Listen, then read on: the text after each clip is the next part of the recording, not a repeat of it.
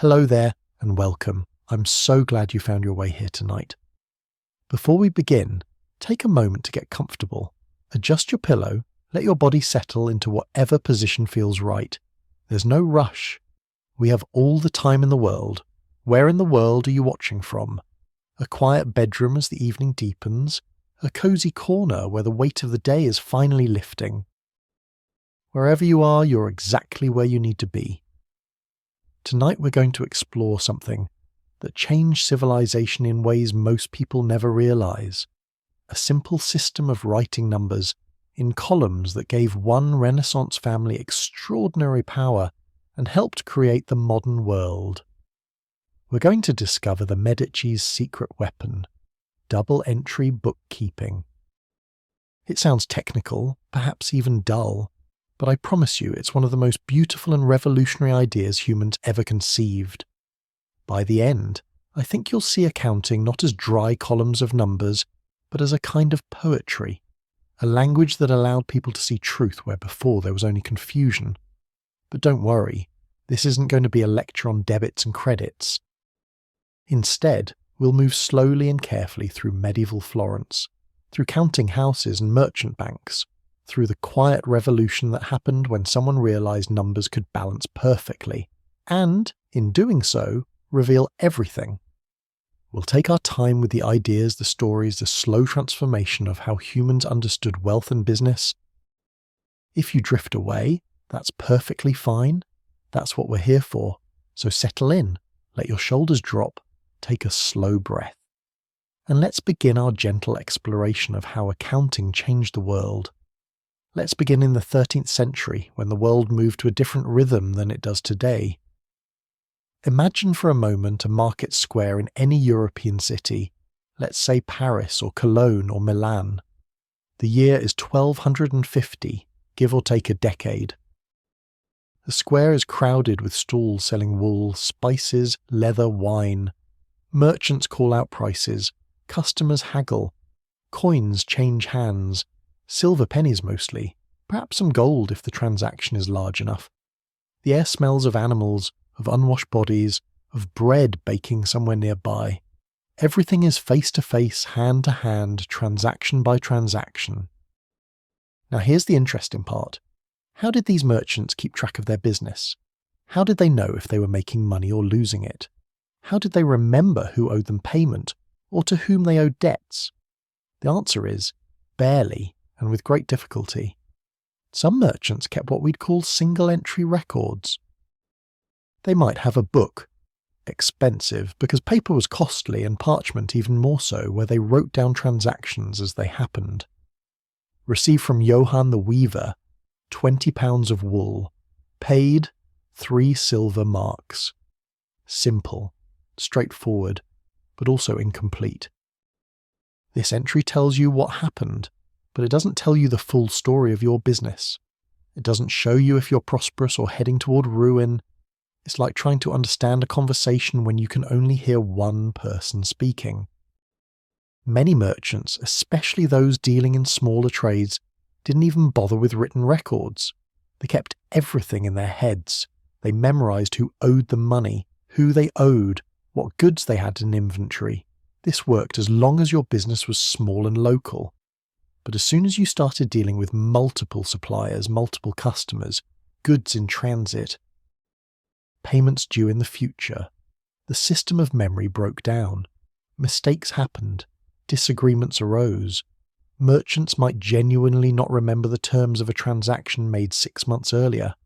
There were other tools, clever in their way, that merchants used to track debts. Tally sticks, for instance.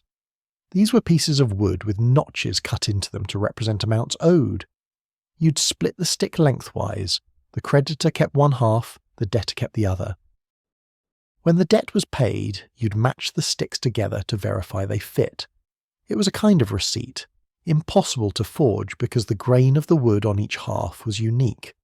Tally sticks were used in England well into the 19th century remarkably, but they could only track one thing at a time, one debt, one obligation. They couldn't give you a picture of your entire business. Some merchants used wax tablets that could be written on, smoothed over, and reused.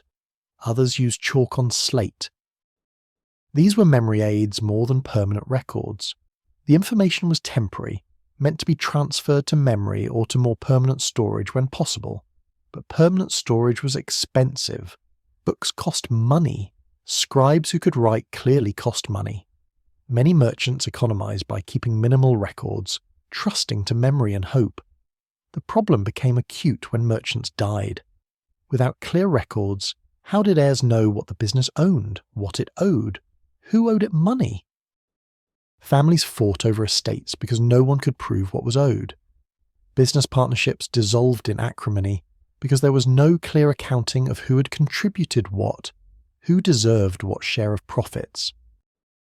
The absence of good record keeping wasn't just inconvenient, it was destructive, and calculations themselves were difficult.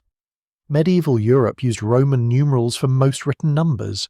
Try doing arithmetic with Roman numerals. Adding isn't too bad, but multiplication and division are genuinely challenging. The number 18 is 18. The number 49 is 49. Now multiply them. I'll wait. This is why merchants often used counting boards, abacus-like devices, to actually do calculations, then translated the results back into Roman numerals for writing down. It was cumbersome. Arabic numerals, the ones we use today, 0 through 9, were starting to appear in Europe by the 13th century, brought from the Islamic world where they had been used for centuries. But they were strange and new and slightly suspect. Many people didn't trust them. 0 especially was philosophically troubling. How could nothing be something? How could you write down the absence of a thing? It took time for these numerals to be accepted, to become normal, to replace the familiar Roman system. Trade was growing during these centuries. The Champagne fairs in France brought together merchants from all over Europe several times a year. These were massive gatherings where wool from England met silk from Italy, where spices from the East were traded for woolen cloth from Flanders, where debts were settled and new agreements made. Merchants needed to keep track of increasingly complex transactions, sales on credit, partnerships for specific ventures, goods held in trust, loans at interest, though interest was complicated by religious prohibitions against usury. The guild system provided some structure. If you were a member of the Wool Merchants Guild, there were standards, expectations, mechanisms for resolving disputes. But guilds couldn't solve the fundamental problem, how to keep track of a business's financial reality in a clear, reliable, verifiable way. How to know, really know, if you were prospering or failing. How to make decisions based on facts rather than guesses. Partnerships were particularly difficult. Imagine two merchants agree to fund a trading voyage together. They'll split the costs and split the profits equally. Simple enough. But what if one contributes money and the other contributes expertise? What if the voyage takes 2 years and during that time there are other expenses, other transactions? How do you account for all of it fairly? How do you prove to your partner that you've been honest? Without clear accounting, partnerships required enormous trust, and that trust was often betrayed, leading to conflict and the dissolution of potentially profitable relationships. Some merchants tried to be systematic. They'd keep a book of debts owed to them, and another book of debts they owed to others. They might have a third book for recording sales. But these separate books didn't talk to each other. There was no way to verify that they were consistent, that you hadn't made an error, that the full picture they presented was accurate. Each book was a fragment of truth, but the fragments didn't necessarily fit together into a coherent whole. And here's something interesting to consider. Without good accounting, merchants couldn't really know their own financial position. Was the business healthy? Hard to say. You might have a warehouse full of goods, but if you owed more money than those goods were worth, you were actually in trouble, not prospering. You might have lots of customers owing you money, but if they weren't going to pay, those debts were worthless. The lack of clear accounting meant living in a kind of financial fog, making decisions based on instinct and incomplete information. This uncertainty affected everything. It limited how large businesses could grow because complexity overwhelmed the primitive record-keeping systems. It limited who you could trust as a partner because there was no reliable way to verify honesty. It limited how much credit could be extended because tracking debts was so difficult. The medieval economy was constrained not just by limited technology or slow transportation, but by an inability to see itself clearly, to represent its own reality accurately through numbers. Now, some places were more advanced than others. Italian city-states, particularly those engaged in long-distance trade, developed more sophisticated methods by necessity. Banking families in Siena, in Genoa, in Florence. They were handling transactions across Europe, dealing with multiple currencies, managing loans to kings and popes. They needed something better than tally sticks and memory. By the late 13th and early 14th centuries, some Italian merchants had begun experimenting with new ways of keeping books. They started recording transactions in more systematic ways, using Arabic numerals, keeping multiple books that referenced each other. They were groping towards something, trying to solve the problem of how to represent financial reality completely and accurately.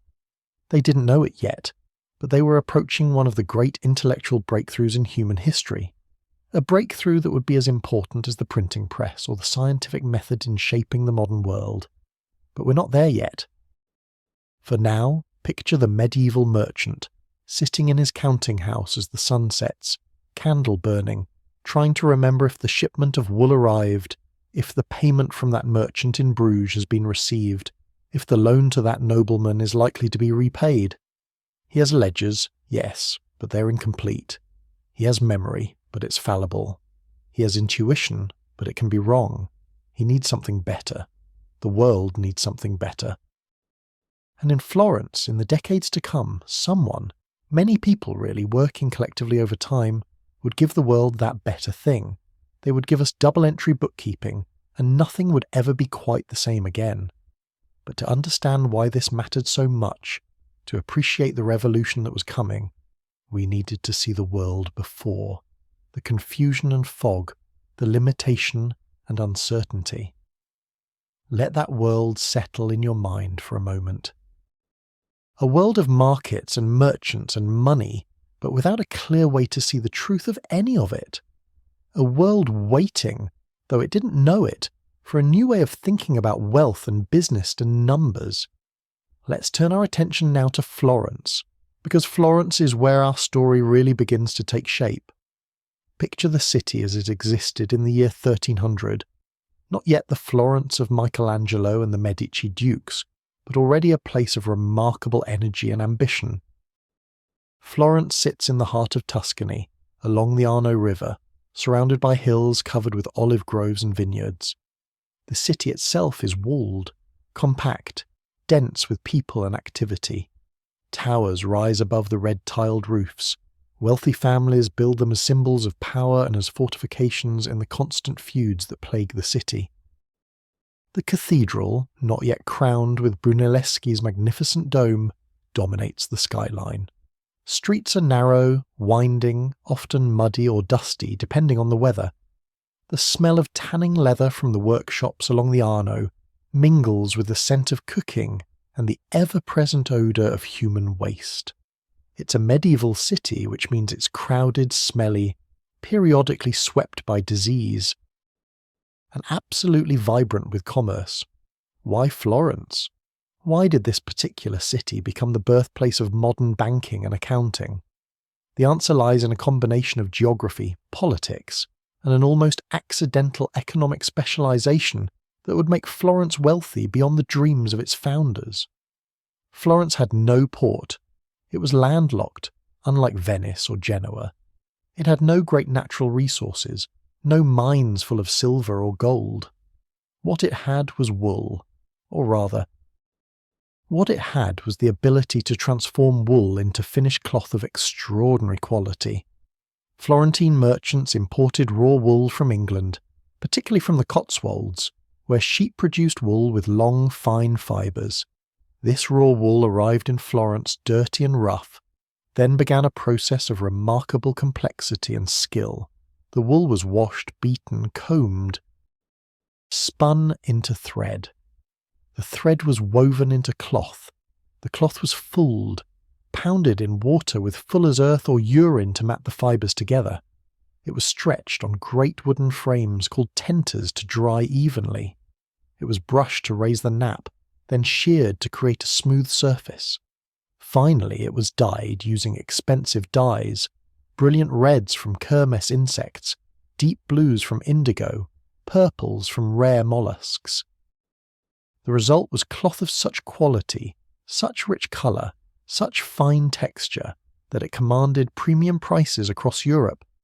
This process required enormous organisation. Raw materials had to be purchased, not just wool, but alum for fixing dyes, soap, oil, the dyes themselves. Hundreds of workers at different skill levels had to be coordinated: washers, carders, spinners, weavers, fullers, dyers, finishers. Capital was tied up for months while wool slowly transformed into finished cloth. And then the cloth had to be sold, often to distant markets, requiring still more capital and still more time. The great wool merchants of Florence, families like the Albizzi, the Strozzi, and later the Medici, were not simply buying and selling. They were managing complex production chains, coordinating labour, financing operations that took months to complete, extending credit to buyers, managing risks of war and weather and changing fashions. This complexity demanded better tools, better methods, better ways of keeping track of what was happening. But wool was only part of the story. Florence's other great economic engine was banking.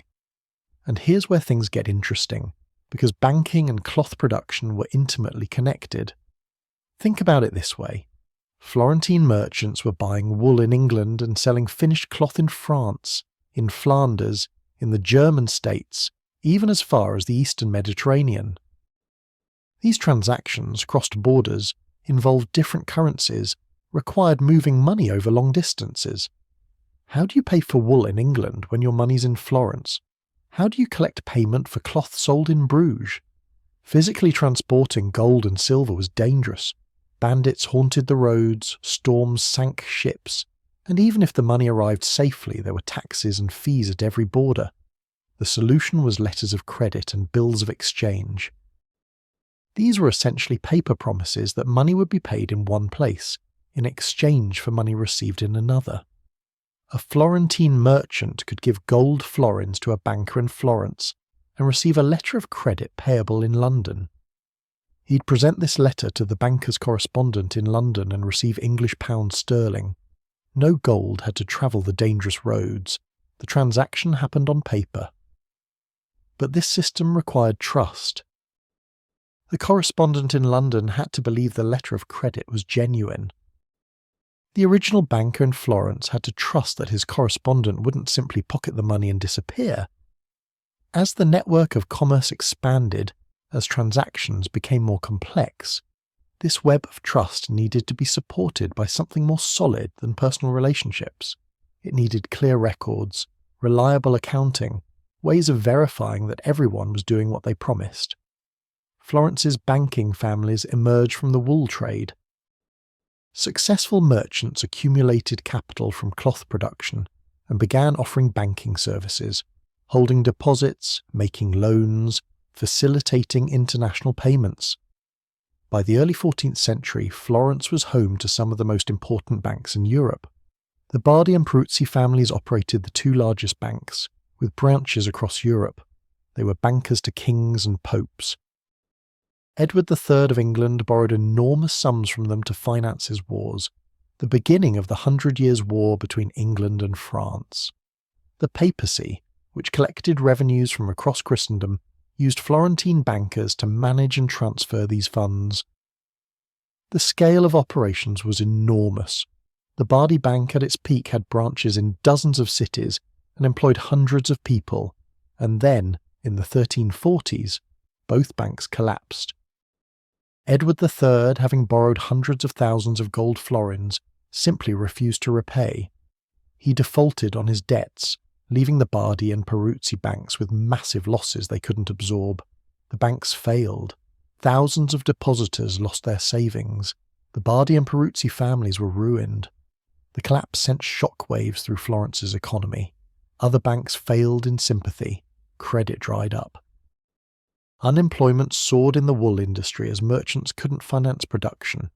It was a financial crisis that made the limitations of existing business practices starkly clear. Part of the problem was that the banks had grown too large, too complex, too spread out across Europe to be managed effectively with the accounting tools available. Branch managers made loans that the central office in Florence didn't know about until it was too late. The true financial position of the banks was unclear even to their owners. They had expanded beyond their ability to track and control their own operations. The failure of the Bardi and Peruzzi banks was a disaster, but it was also a lesson. It showed what could go wrong when businesses grew beyond the capacity of their record-keeping systems to represent reality. It created space for new banking families to rise, families that would learn from these failures and develop better methods. Enter the Medici. Or rather enter Giovanni di Bicci de' Medici, the man who founded the Medici banking dynasty.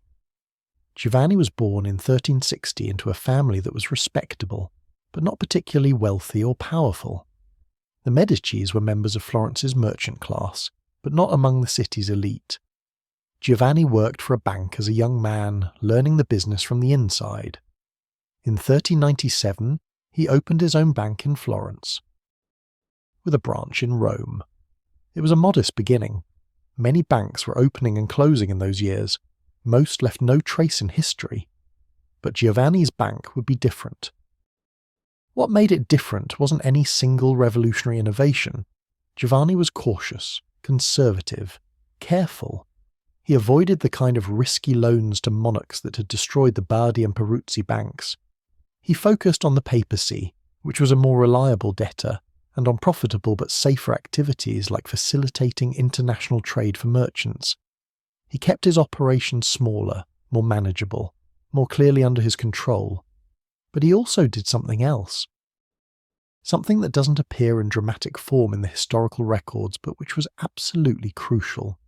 He insisted on better accounting. His branches kept careful, systematic records. Profits and losses were calculated regularly. The financial position of the bank was monitored constantly. Giovanni wanted to know, really know, what was happening in his business.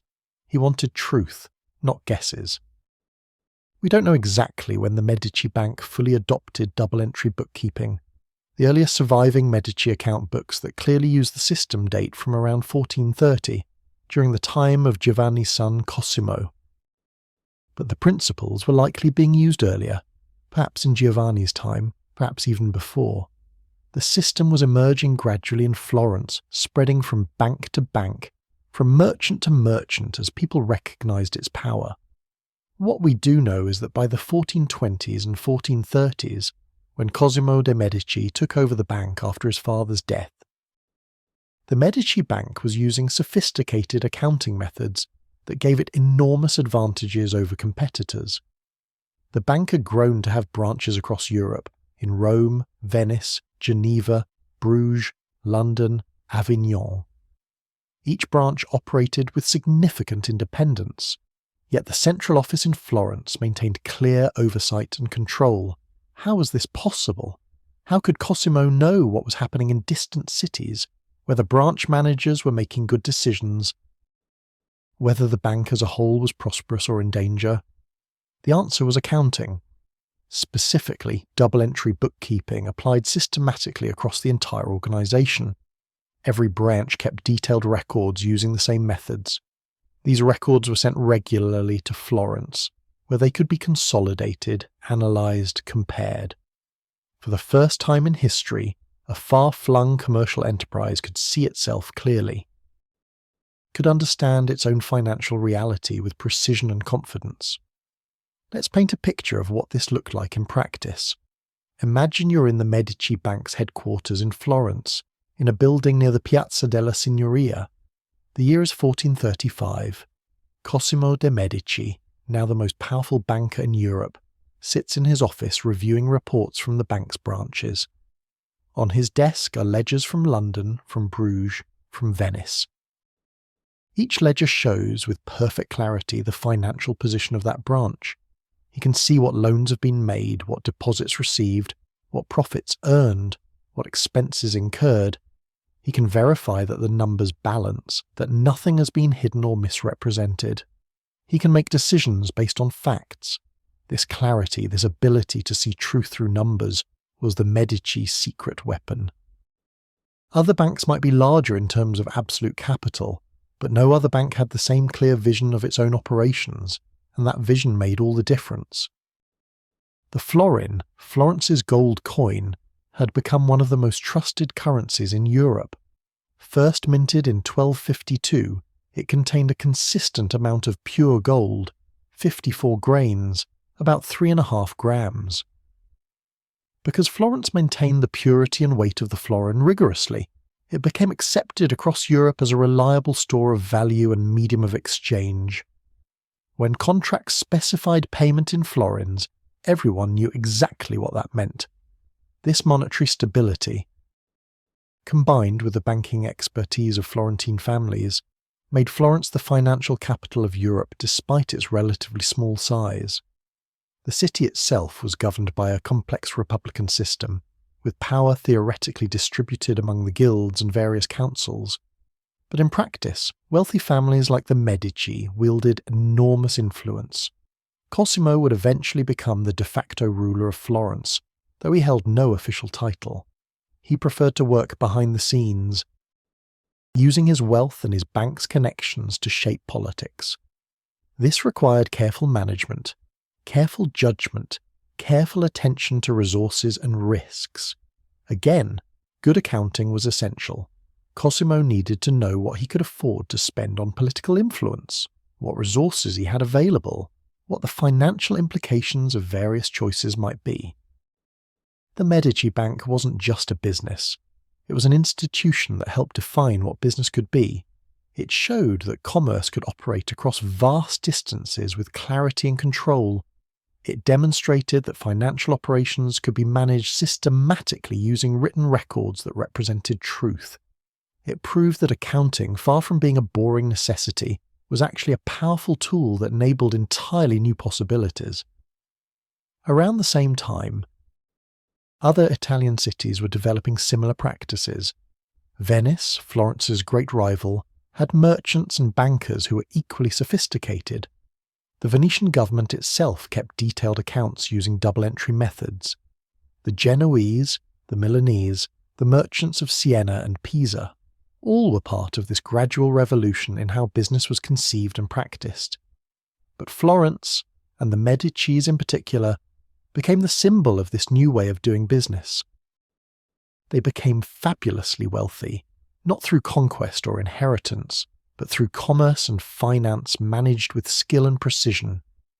They used that wealth to become patrons of art and learning, commissioning works from Donatello and Brunelleschi, supporting scholars and artists, transforming Florence into the cultural centre of the Renaissance.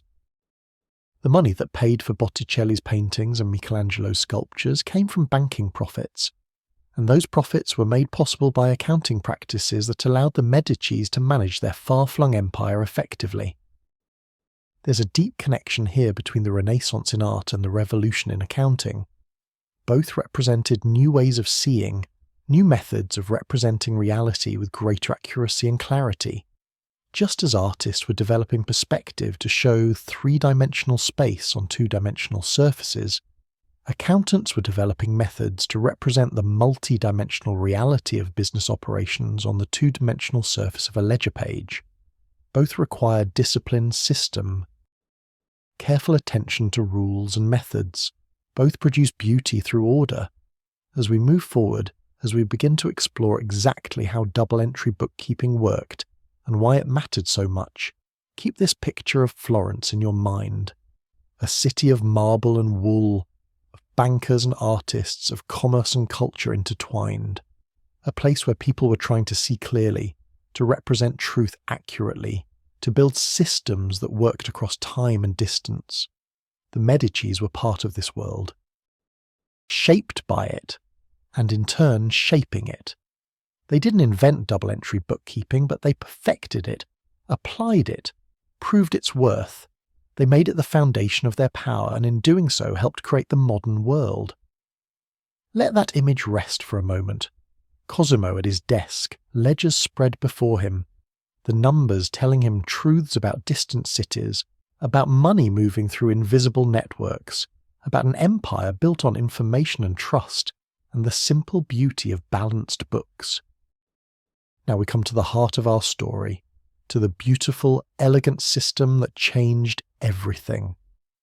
Let's explore what double-entry bookkeeping actually is, how it works, and why it represented such a profound breakthrough in human thinking. But before we dive into the mechanics, take a breath.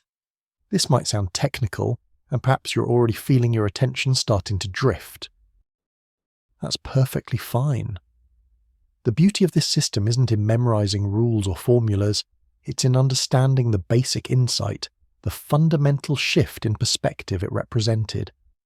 If you find yourself floating away as we explore the details, let yourself float. The essence will remain with you, and the essence is what matters. So, double-entry bookkeeping, what is it? At its most basic. Double entry is a method of recording financial transactions that captures both sides of every exchange. When something happens in business, when you buy goods, or sell them, or borrow money, or pay a debt, that event has two aspects. Something comes in and something goes out. Something increases and something decreases.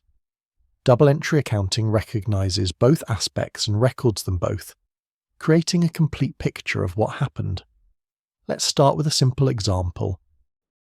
The kind of transaction a Florentine wool merchant might have made. Imagine you purchase 100 florins worth of raw wool from an English supplier. You haven't paid yet. You've bought the wool on credit, promising to pay in 30 days. What has happened? Well, you've gained wool. Your inventory has increased by 100 florins worth of goods, but you've also gained a debt. You now owe 100 florins to the English supplier. Your liabilities have increased by 100 florins. In single entry accounting, you might simply write, purchased wool from John of London, 100 florins, payment due in 30 days. That's useful information, but it's incomplete. It doesn't show you the full impact on your business. In double entry accounting, you record both sides. In your inventory account, you record that inventory increased by 100 florins. In your account's payable ledger, the record of money you owe to others, you record that you now owe 100 florins to John of London. Two entries, two accounts affected, both sides of the transaction captured. Now, here's where it gets interesting. These two entries have to balance. They have to be equal in amount but opposite in direction. This is the fundamental rule of double entry. Every transaction affects at least two accounts, and the total debits must equal the total credits. If they don't balance, you've made an error. The system has a built-in error detection mechanism. The books must balance, and if they don't, you know something is wrong. The terms quote 2 and quote 3 come from Latin. Debit derives from quote 4, meaning to owe. Credit comes from quote 5, meaning to trust or believe. But don't worry too much about the etymology. What matters is understanding that these are simply the two sides of the accounting equation, two columns that must always equal each other. The fundamental equation of double entry accounting is this: assets equal liabilities plus equity. Or, written out, everything the business owns equals everything the business owes to others plus what the business owes to its owners. This equation must always be true. It's mathematically necessary. And the beauty of double entry is that if you follow the rules, the equation balances automatically. Let me explain what these terms mean because they're crucial. Assets are things the business owns that have value. Cash, obviously. Inventory of goods, buildings and equipment. Money that customers owe you. These are assets. Liabilities are debts, obligations, things the business owes to others. Money borrowed from a bank. Amounts owed to suppliers, wages owed to workers, these are liabilities. Equity is what's left over. It's the owner's stake in the business. If you sold all the assets and paid all the liabilities, whatever remained would be equity. This might sound abstract, so let's go back to our Florentine merchant and work through a series of transactions to see how the system works in practice. Our merchant starts a business. He invests 1,000 florins of his own money. This is the first transaction. What happened? The business received 1,000 florins in cash. That's an asset. Where did that cash come from? From the owner's investment. That's equity. So we record cash increases by 1,000 florins. Owner's equity increases by 1,000 florins. Assets equal 1,000. Equity equals 1,000. The equation balances. Next, our merchant borrows 500 florins from a bank to have more working capital. What happened? Cash increased by 500 florins. That's an asset. But this cash came from a loan. That's a liability. So we record cash increases by 500 florins. Loans payable increases by 500 florins. Now assets equal 1,500 florins in cash. Liabilities equal 500 florins owed to the bank. Equity still equals 1,000 florins from the original investment. Assets equal 1,500. Liabilities plus equity equal 500 plus 1,000, which is 1,500. The equation still balances. Now our merchant purchases that wool we mentioned earlier, 100 florins worth, bought on credit. What happened? Inventory increased by 100 florins. That's an asset. Accounts payable increased by 100 florins. That's a liability. So, inventory up 100. Accounts payable up 100. The total assets are now 1,500 in cash plus 100 in inventory, which equals 1,600. Liabilities are 500 to the bank plus 100 to the wool supplier, which equals 600. Equity is still 1,000. Total liabilities plus equity. 600 plus 1,000 equals 1,600. Assets equal liabilities plus equity. Everything balances. The merchant sells some finished cloth to a customer for 300 florins, and the customer pays immediately in cash. What happened? Cash increased by 300 florins. But where did this increase come from? It came from a sale, which means the business earned revenue, which increases equity. So, cash up 300. Revenue up 300, which flows into equity. Assets increase by 300. Equity increases by 300. The equation balances. Are you starting to see the pattern? Every transaction touches at least two accounts. Every change in one place is balanced by a change somewhere else. The system is self-verifying. If at any point the equation doesn't balance, you know immediately that an error has been made. You can go back through your records and find where the mistake occurred. This might seem like a lot of rules and structure for something as simple as recording transactions, but that structure is precisely what gives the system its power. The discipline of always recording both sides, of always maintaining the balance, means that you're forced to think through the full implications of every transaction. You can't just write down quote _6 and move on. You have to think, where did the wool come from? How am I paying for it? What does this mean for my overall financial position? Medieval merchants keeping single entry records could easily lose track. They might record that they sold cloth for 300 florins, but forget to note that they still needed to pay for the wool they'd purchased. Or they might pay attention to the cash flowing in and out while losing sight of the debts building up. Double entry makes these mistakes much harder to make, because the structure forces completeness. Now let's talk about the practical implementation. In a double entry system, there are typically two main books. First is the journal, where transactions are recorded chronologically as they happen, a narrative record of the business day by day. Second is the ledger, where transactions are organized by account. The journal entry for buying wool might read quote _7 _.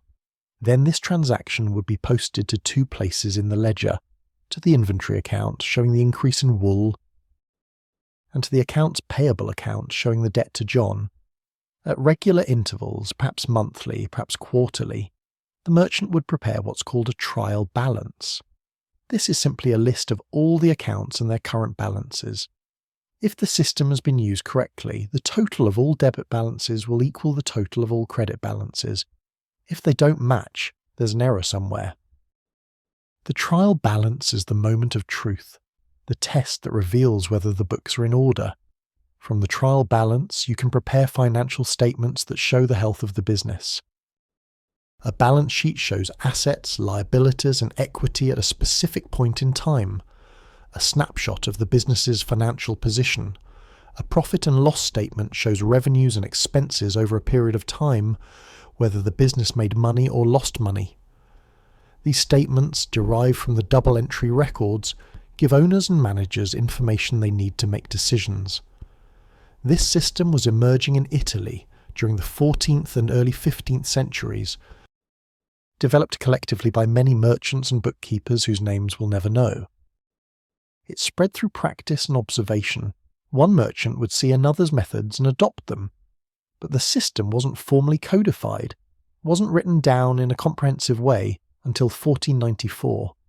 That year, a Franciscan friar named Luca Pacioli published a massive mathematical encyclopedia called Summa de Arithmetica, Geometria, Proportioni et Proportionalita.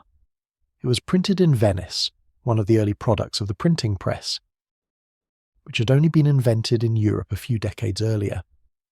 The book covered all of mathematics as it was understood at the time, from basic arithmetic to geometry to algebra.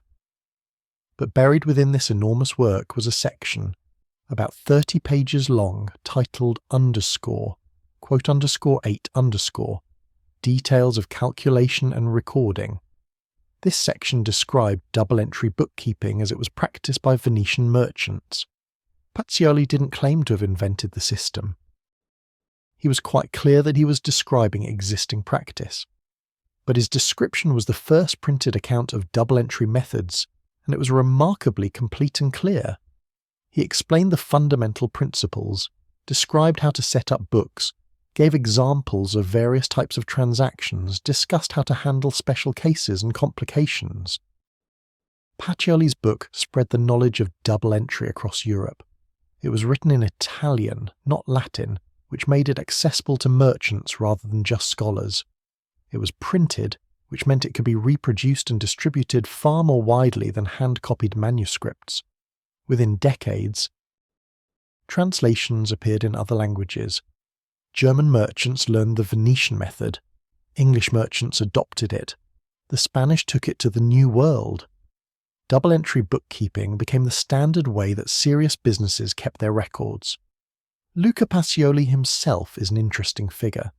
He was a friend of Leonardo da Vinci.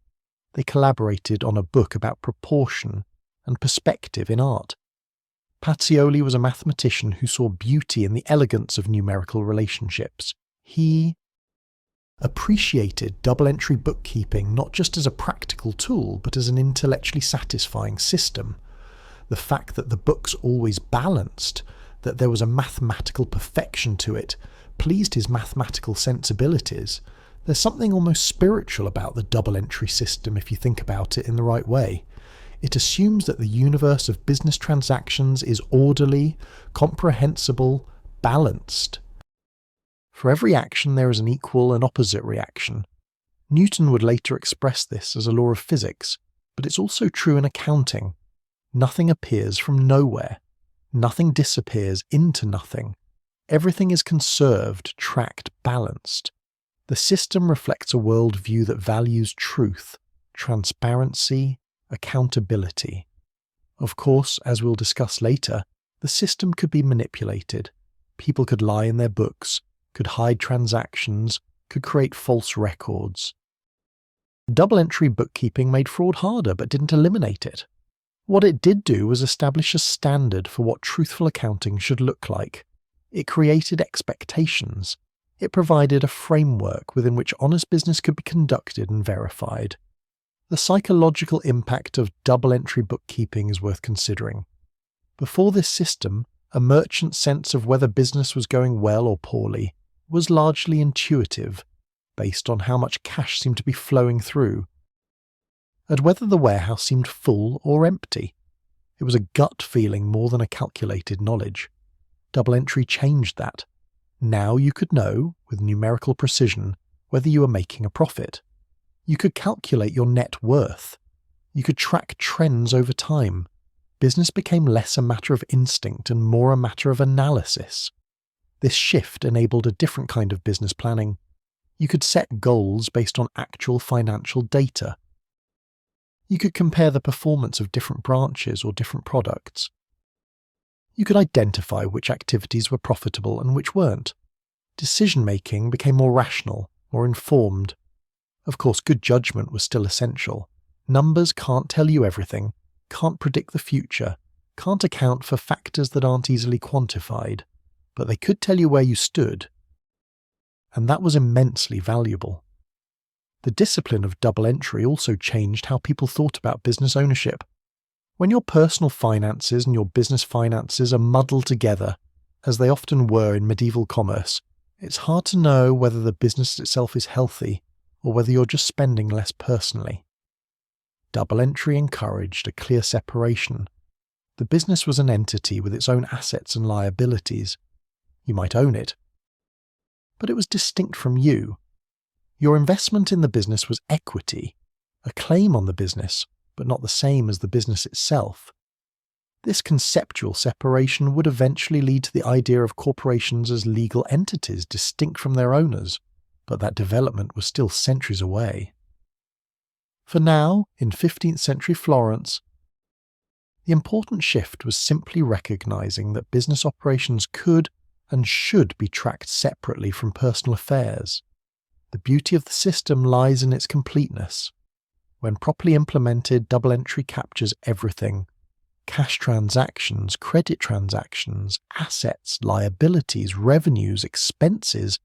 Everything is recorded, everything is tracked, everything is connected. The web of accounts creates a complete representation of the business's financial reality. And because the system is self-balancing, because errors are immediately detectable, you can trust that representation.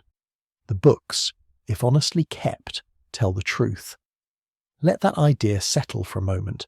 The truth made visible through numbers. The financial reality of a business, which could be so murky and uncertain, suddenly clarified. Uncertainty reduced, though never eliminated. Questions that had been unanswerable. Am I making money? What do I own? What do I owe? What is my business worth? Suddenly had answers. Not perfect answers, not absolute certainty, but far more clarity than had existed before. This was the Medici's secret weapon, though it wasn't really secret. It was a method, a discipline, a way of seeing. It gave them control and visibility across their far-flung banking empire. It allowed them to grow larger than would have been possible with primitive record-keeping. It enabled the trust that made their network of correspondents and branches function smoothly. It was foundation and framework, the invisible architecture that supported everything else they built. The system could be learned by anyone willing to study it.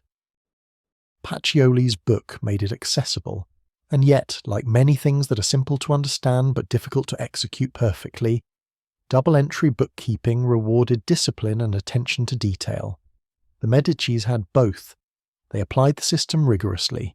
They insisted on accurate records. They used the information the system provided to make better decisions, and they prospered.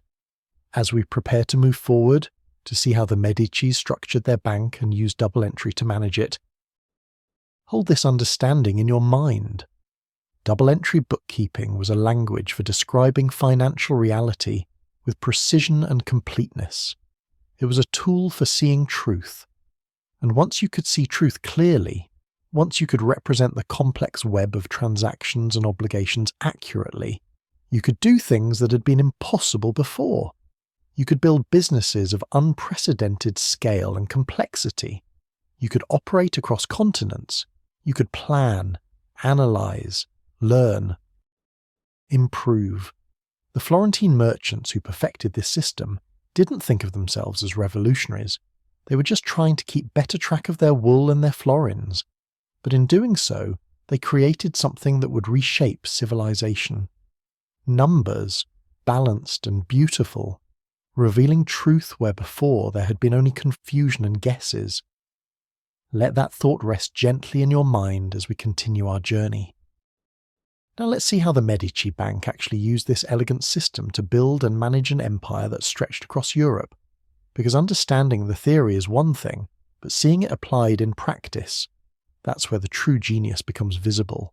The Medici Bank under Cosimo de' Medici and later under his grandson Lorenzo wasn't organised the way we might imagine a modern bank. It wasn't a single corporation with branches. Instead, it was a constellation of partnerships, each legally separate, each with its own capital and its own books, but all connected through the Medici family and through the rigorous application of double-entry accounting that allowed the whole system to function as a coherent enterprise. Let's build a picture of how this worked, starting from the centre and moving outward. At the heart of the system was the Home Office in Florence, the bank's headquarters where the Medici family maintained direct control. This wasn't just a single branch. It actually consisted of several separate partnerships. There was the Florence branch itself handling local banking business. There was the wool workshop, the Medici cloth production facility. And there was what we might call the holding company, the central entity that coordinated everything and in which Cosimo held the largest share. From Florence, partnerships extended outward to other cities. Each major branch, Rome, Venice, Geneva, Bruges, London, Avignon, Milan, was set up as a separate partnership agreement, typically running for 3 to 5 years. Cosimo or another family member would provide the majority of the capital, perhaps 2/3 or 3/4. A trusted manager would contribute the remaining capital and, crucially, his expertise and labour in running the branch. Profits would be divided according to the capital contribution, but the manager's share was substantial enough to align his interests with the bank's success. This partnership structure was brilliant in several ways. First, it limited risk. If a branch failed, if bad loans were made, if local authorities seized assets, if the manager embezzled funds, the loss would be contained to that partnership's capital. The other branches wouldn't be affected. The Medici family's wealth in Florence wouldn't automatically be at risk. Each partnership was legally separate, insulated from the other's fortunes. Second, the structure motivated the managers. They weren't just employees earning a salary. They were partners sharing in the profits. If the branch did well, they became wealthy. This encouraged careful management, encouraged them to think like owners rather than hired hands.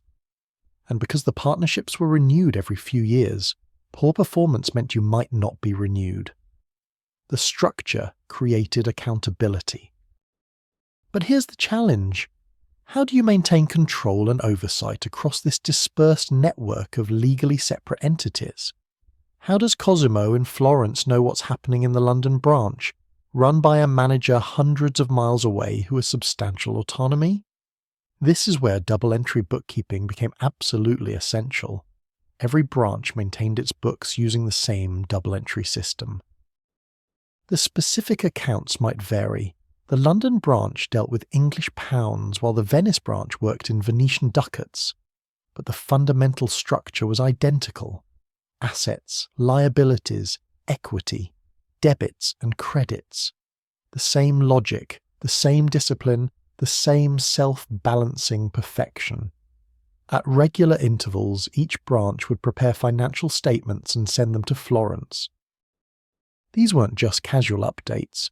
They were detailed balance sheets showing the branch's assets and liabilities, profit and loss statements showing revenues and expenses, trial balances proving that the books balanced correctly. These reports were sent by courier, trusted employees who travelled the roads and sea routes carrying leather pouches containing the precious documents. In Florence, Cosimo and his chief accountants would review these statements. They could see immediately whether a branch was profitable or struggling. They could track trends.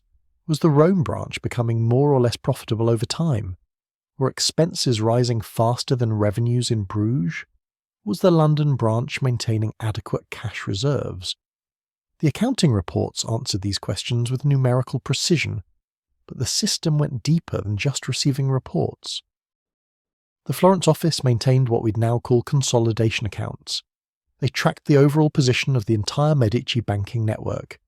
When the Venice branch reported a profit of 500 ducats, that profit would be recorded in Florence's books as well. When the London branch made a loan to an English merchant, Florence would note it. The central books captured the aggregate picture, showing the Medici family's total exposure, total profits, total capital employed across all the partnerships. This consolidation was mathematically complex because it involved multiple currencies. The Venice branch reported in ducats, the London branch in pounds sterling, the Geneva branch in various currencies. The Florence accountants had to convert everything to a common standard, typically the florin, to create meaningful comparisons and totals. They maintained careful records of exchange rates, updated regularly based on information from the branches. The correspondence between branches and the Florence headquarters was extensive. Letters survive in the Medici archives, thousands of them, showing the constant flow of information.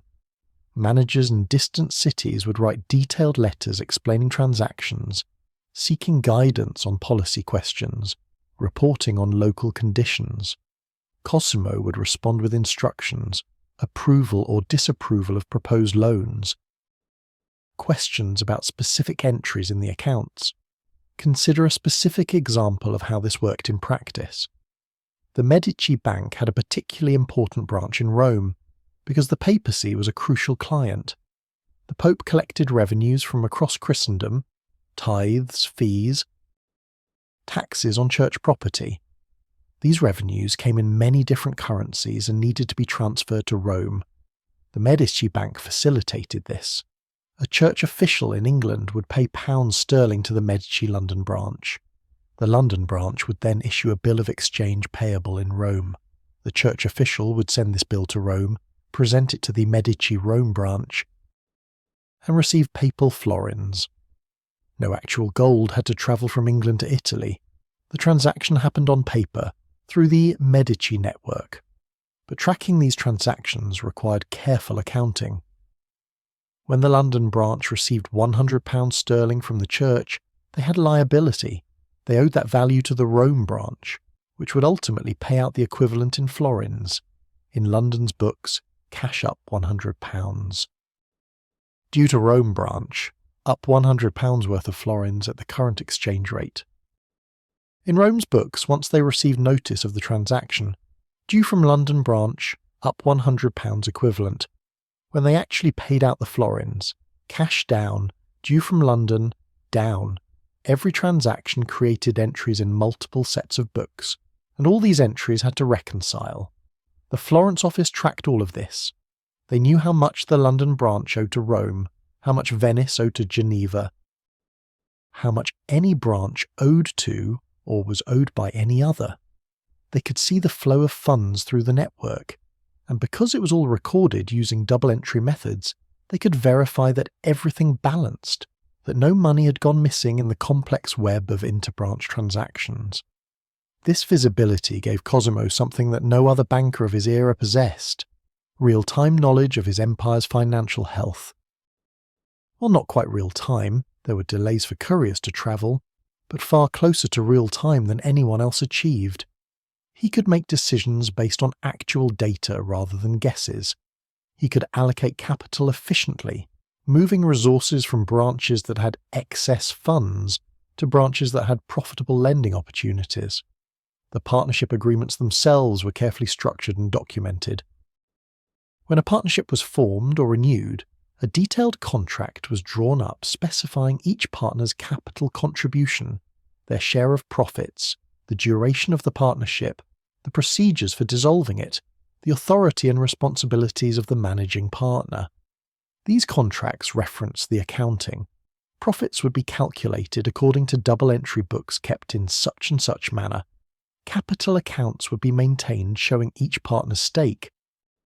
Distributions would be made based on the annual closing of the books. The managers were chosen carefully. Cosimo looked for men who were not just skilled in banking, but also trustworthy, because they would be operating with substantial independence. Many were relatives or came from families with long associations with the Medicis. Some rose through the ranks, starting as junior employees and proving themselves over years before being offered partnerships. The combination of financial incentive and social connection helped ensure loyalty. The branches operated with significant autonomy in day-to-day matters. A manager in Bruges could make loans, accept deposits, execute foreign exchange transactions without seeking approval from Florence for every decision. This was necessary. Communication was too slow for centralized decision-making on routine matters. But the accounting system provided oversight. If the Bruges manager made too many risky loans, Cosimo would see it in the financial reports. If expenses were excessive, it would show up in the profit and loss statement. The numbers revealed what managers were doing, even from a distance. There were also travelling auditors in a sense. Trusted Medici employees would occasionally visit branches to review the books in person, to verify that the records were being kept properly, to check that the reported figures matched reality. These inspections helped maintain discipline and deterred fraud. A manager might be tempted to manipulate the books to hide losses or embezzlement, but knowing that an audit could happen at any time made such deception riskier. The Medici Bank also pioneered what we'd now call cost accounting in their wool manufacturing operation.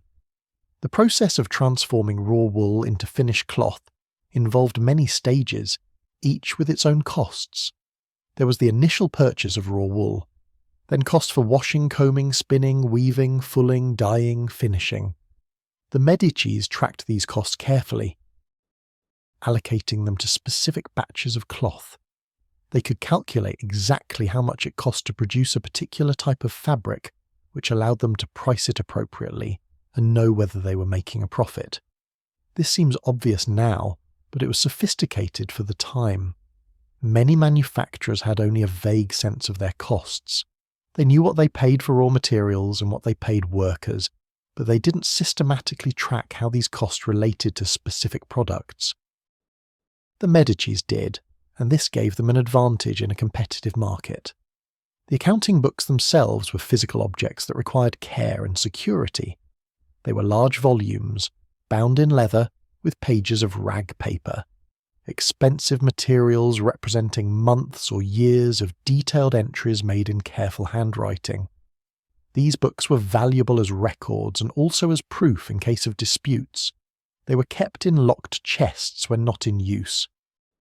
When a partnership was dissolved, the books were carefully reviewed to determine final profits and distributions.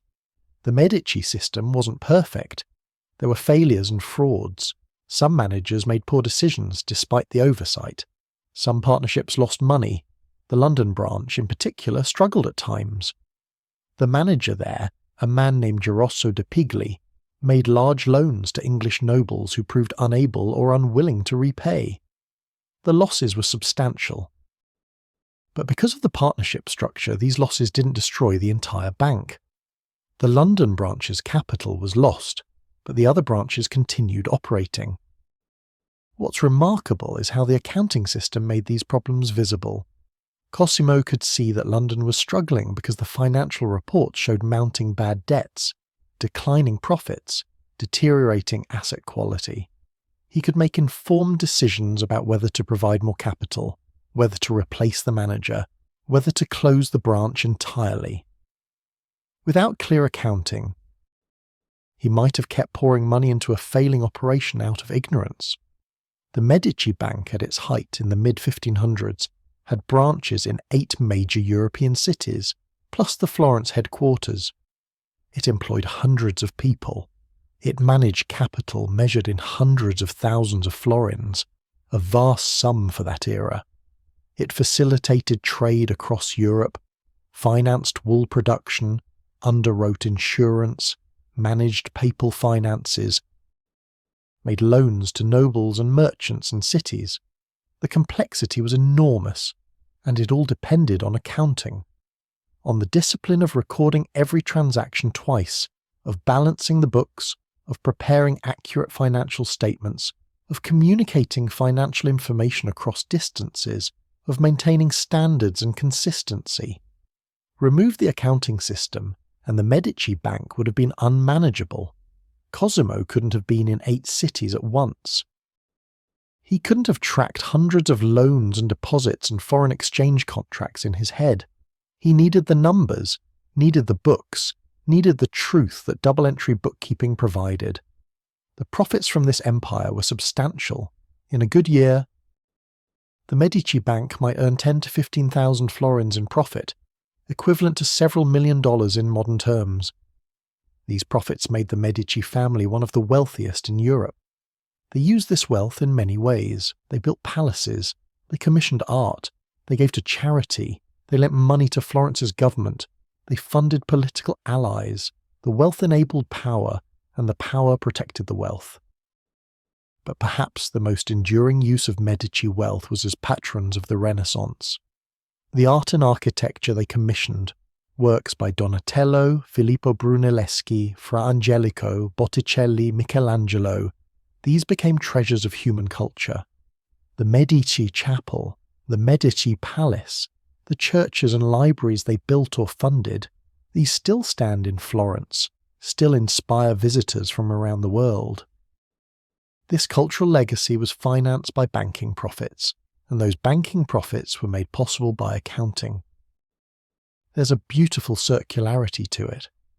Double-entry bookkeeping helped create the wealth that funded the Renaissance, and the Renaissance, with its emphasis on perspective and proportion and systematic representation of reality, shared the same intellectual DNA as a double-entry accounting. Both were about seeing truly, representing accurately, finding beauty in order and system. As the decades passed, as Cosimo grew old and was succeeded by his son Piero and then his grandson Lorenzo, the Medici Bank continued to rely on double-entry accounting. The system outlasted any individual. It was larger than any single person's knowledge or memory. It was an institutional capability embedded in practice and training, passed from one generation of accountants and managers to the next. Lorenzo de' Medici, known as Lorenzo the Magnificent, was more interested in politics and culture than in banking. He was a poet, a patron of learning, a skilled diplomat who maintained Florence's independence amidst the competing powers of Italy. The banking business, while still important, received less of his attention than it had received from Cosimo. This would eventually contribute to the bank's decline, but that's a story for later.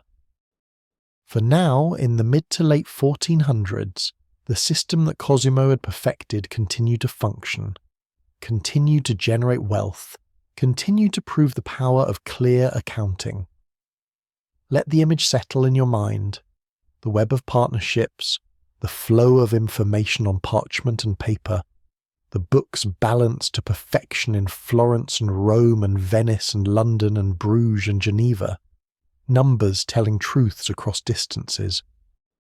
A family in Florence seeing with clarity what was happening in distant cities, making decisions based on knowledge rather than guesses. An empire built not on conquest, but on trust, on transparency, on the simple beauty of accounts that balanced. This was the Medici achievement, enabled by their secret weapon, though as we've seen, it wasn't really secret at all.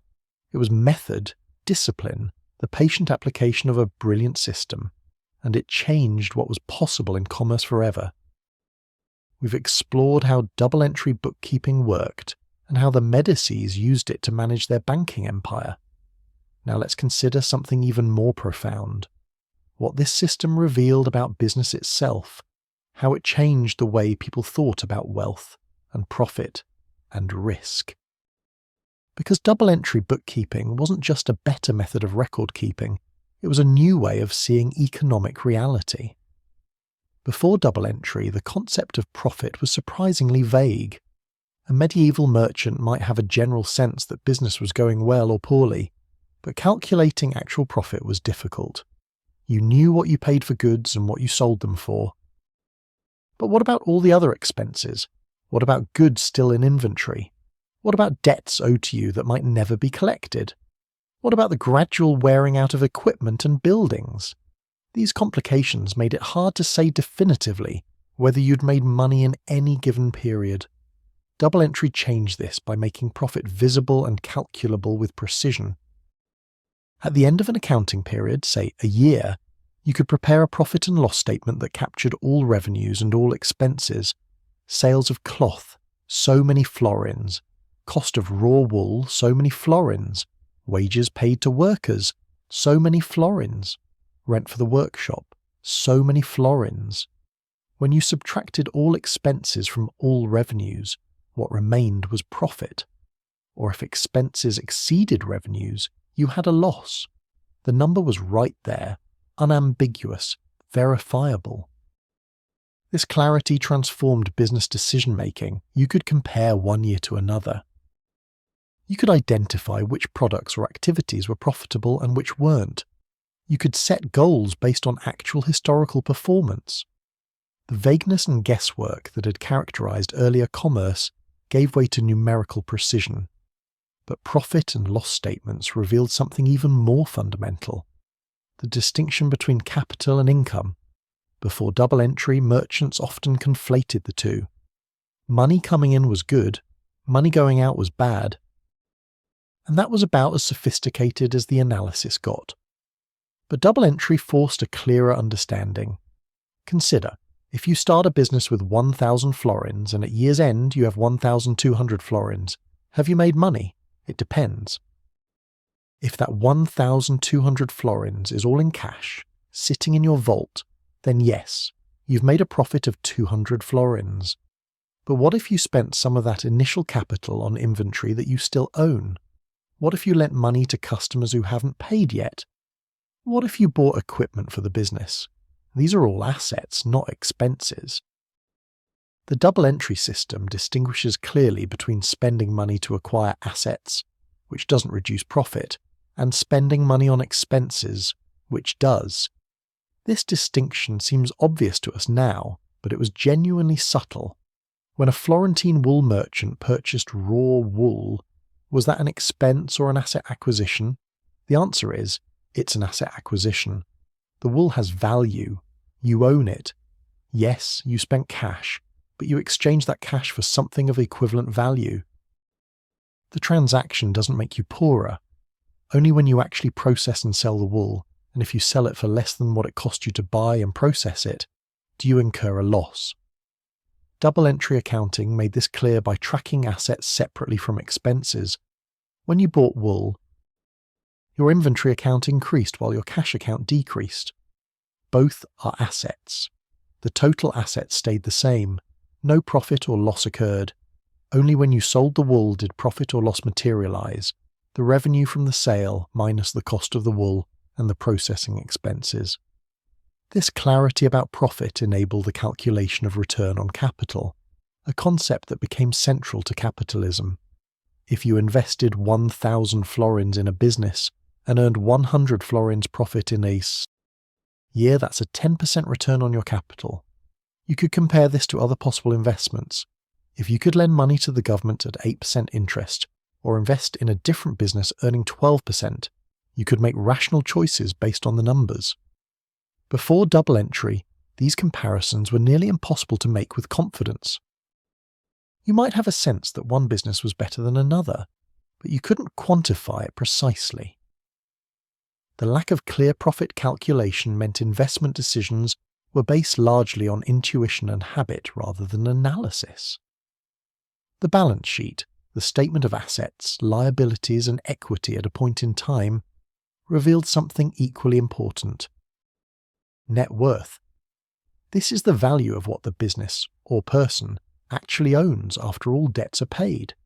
If you have assets of 5,000 florins and liabilities of 2,000 florins, your net worth is 3,000 florins. This number tells you whether you're wealthy or poor in an absolute sense, independent of whether you're currently making a profit. You could be profitable but have low net worth if you're just starting out. You could have high net worth but be unprofitable if you're slowly consuming your capital. The two concepts are related but distinct, and double-entry bookkeeping made both visible. This visibility enabled better risk assessment. Before extending credit to a merchant, a banker could ask to see their books. If the book showed strong assets and low liabilities, the merchant was creditworthy. If the book showed heavy debts and few assets, lending to them was risky. The ability to assess risk based on financial statements was revolutionary. It made credit markets more efficient because lenders could make better informed decisions about whom to lend to and at what interest rate. Insurance underwriting was similarly transformed. Marine insurance, protecting ship owners against the loss of vessels and cargo, had existed in rudimentary forms for centuries. But pricing insurance premiums accurately required understanding probabilities and values. If an insurance underwriter could examine the books of a shipping company, see the value of their vessels, understand their track record of losses, they could price insurance more accurately. Too high a premium and customers would go elsewhere. Too low and the underwriter would lose money when claims were paid. Accurate accounting enabled accurate pricing. Double-entry bookkeeping also revealed the concept of depreciation, though this took time to develop fully. A ship or a building or a piece of equipment doesn't last forever. It gradually wears out, loses value, eventually needs to be replaced. If you bought a ship for 1,000 florins and it would last 10 years, then each year you should recognize that 1/10 of its value, 100 florins, has been consumed. This is an expense, even though no cash changed hands that year. The ship is worth less than it was. Medieval accountants didn't always handle depreciation systematically, but the better ones recognized the principle. The Medici bank's books sometimes show allowances for the declining value of equipment and buildings. This represented sophisticated thinking, recognizing that profit isn't just cash in minus cash out, but a more complex calculation that accounts for the consumption of long-lived assets. The treatment of bad debts revealed similar sophistication. If you lend money to a merchant who then goes bankrupt, you've suffered a loss even if you don't immediately write it off. The loan is still on your books as an asset, but it's an asset that won't be collected. Prudent accounting required recognizing this reality. The Medici books show provisions for bad debts, acknowledging that some portion of accounts receivable would never be collected, and reducing profit accordingly. This conservatism, recognizing losses when they become likely, even before they're certain, was an important principle. It prevented merchants from fooling themselves about their true financial position. You couldn't pretend you were profitable by ignoring loans that would never be repaid or inventory that had lost value. The numbers, honestly calculated, told uncomfortable truths. But double entry also revealed something more abstract and more profound. It separated the business from the owner. In medieval commerce, particularly in smaller operations, there was often no clear distinction between personal wealth and business wealth. The merchant's money was the business's money. Everything was jumbled together. Double-entry accounting encouraged separating them. The business had its own assets and liabilities, its own equity. The owner's claim on the business was represented by the equity account. Essentially, the owner had lent their capital to the business, and the business owed them that capital plus any accumulated profits. This conceptual separation was the beginning of thinking about businesses as entities in themselves, distinct from the people who owned them. This seems like a subtle philosophical point, but it had enormous practical implications. It meant you could transfer ownership without disrupting operations. If a partner died or wanted to withdraw, you could calculate their share of the equity based on the books, pay them out, and continue operating. The business persisted beyond any individual's involvement. It also meant you could bring in new partners by selling them shares of the equity. If a business had equity of 10,000 florins and you wanted to bring in a new partner, they could contribute 2,000 florins and receive a 1/6 share of the equity, because the total would now be 12,000 florins. The accounting made these transactions clear and fair. The partnership agreements of the Medici Bank specified exactly this kind of arrangement. Capital accounts were maintained for each partner, showing their investment and their share of accumulated profits. When partnerships were renewed, these accounts were examined, distributions were made, and new agreements were drawn up based on the current financial position as shown in the books. Double-entry bookkeeping also made auditing possible. Auditing is the independent verification that accounts are accurate and fairly represent reality. Because double entry has internal checks, the books must balance, trial balances must work out. An auditor can examine the books and verify their accuracy with reasonable confidence. If the books balance and the trial balance is correct, and if sample transactions can be traced to source documents, the auditor can certify that the accounts are likely accurate. This verification was important for partnerships and for any situation where one party needed to trust another's financial reporting. If you were considering investing in a trading venture, you could hire someone to audit the organizer's books. If the audit was satisfactory, you could invest with confidence. If the audit revealed problems, you could decline or demand better terms. The Medicis understood this. They kept their books meticulously, partly because they knew the books might be examined. When entering partnerships with other families or with branch managers, the financial records provided a foundation of trust. Both parties could see exactly what capital was being contributed, what the financial position was, what profits were being earned. The system also revealed the importance of liquidity, having enough cash or easily convertible assets to meet obligations as they came due. You might have high net worth on paper, but if all your wealth is tied up in inventory or loans or land, and you suddenly need to pay a debt, you could face a crisis. The balance sheet showed not just total assets, but the composition of those assets. A good banker could look at a balance sheet and assess whether the business was liquid enough to weather temporary difficulties. The Medici Bank maintained careful attention to liquidity. They needed cash reserves to meet depositors' withdrawal requests, to make loans when opportunities arose, to handle the normal ebb and flow of banking business. The accounting showed them whether their cash position was adequate or whether they were becoming dangerously illiquid. Inventory accounting revealed another layer of complexity. If you were a wool merchant with bales of wool in your warehouse, what were they worth? The obvious answer is what you paid for them. But what if the market price of wool has fallen since you bought them? Are they still worth what you paid, or are they worth the current market price? Conservative accounting would say value them at the lower of cost or market. Recognize the loss if market value has fallen, but don't recognize a gain if market value has risen until you actually sell. This principle, conservatism in valuation, recognizing losses promptly but gains only when realized, helped prevent merchants from overestimating their wealth and making overconfident decisions. The books forced a certain humility, a certain realism.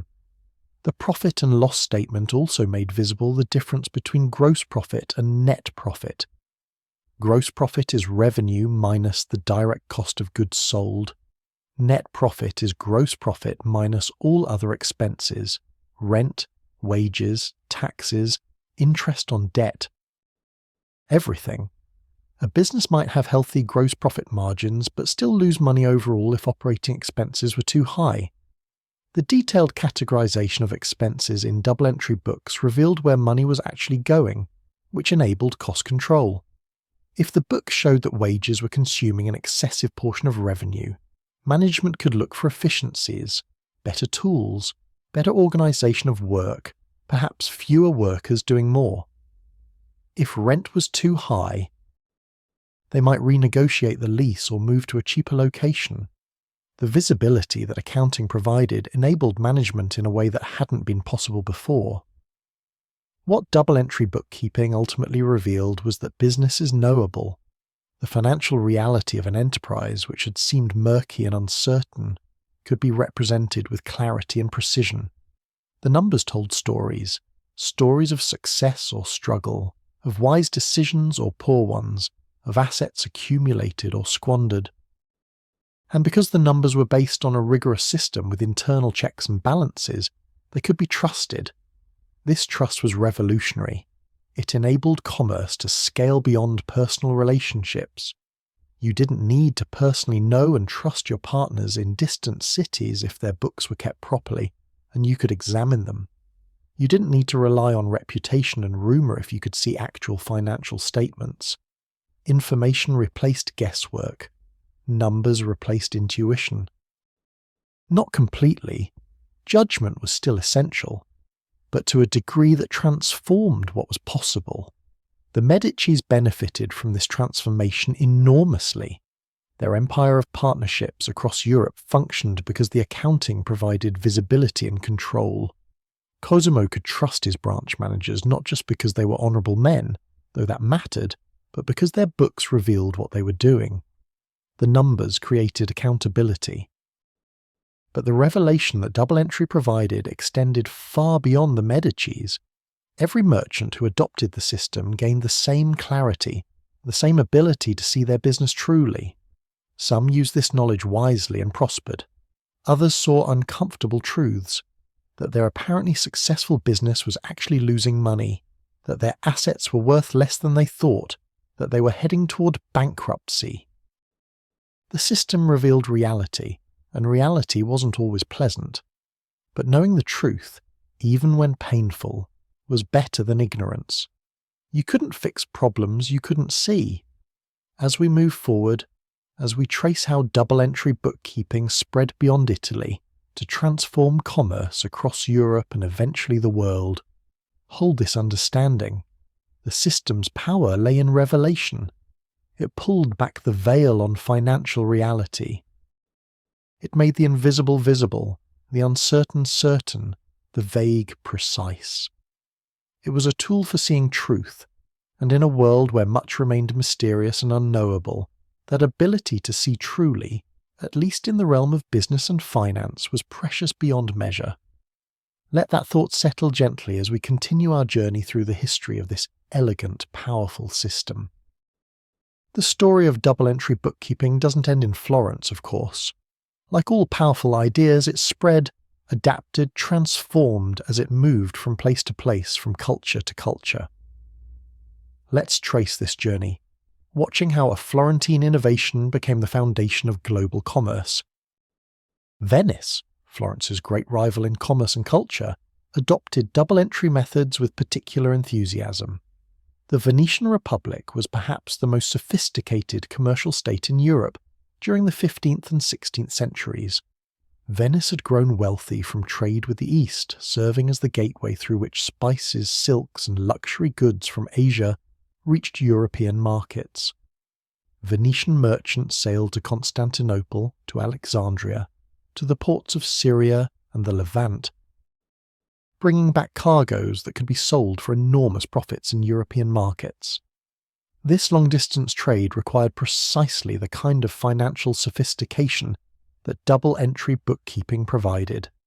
A Venetian merchant might invest in a voyage that would take 2 years to complete, sailing east with European goods, trading them for Asian luxuries, sailing back, selling the cargo in Venice.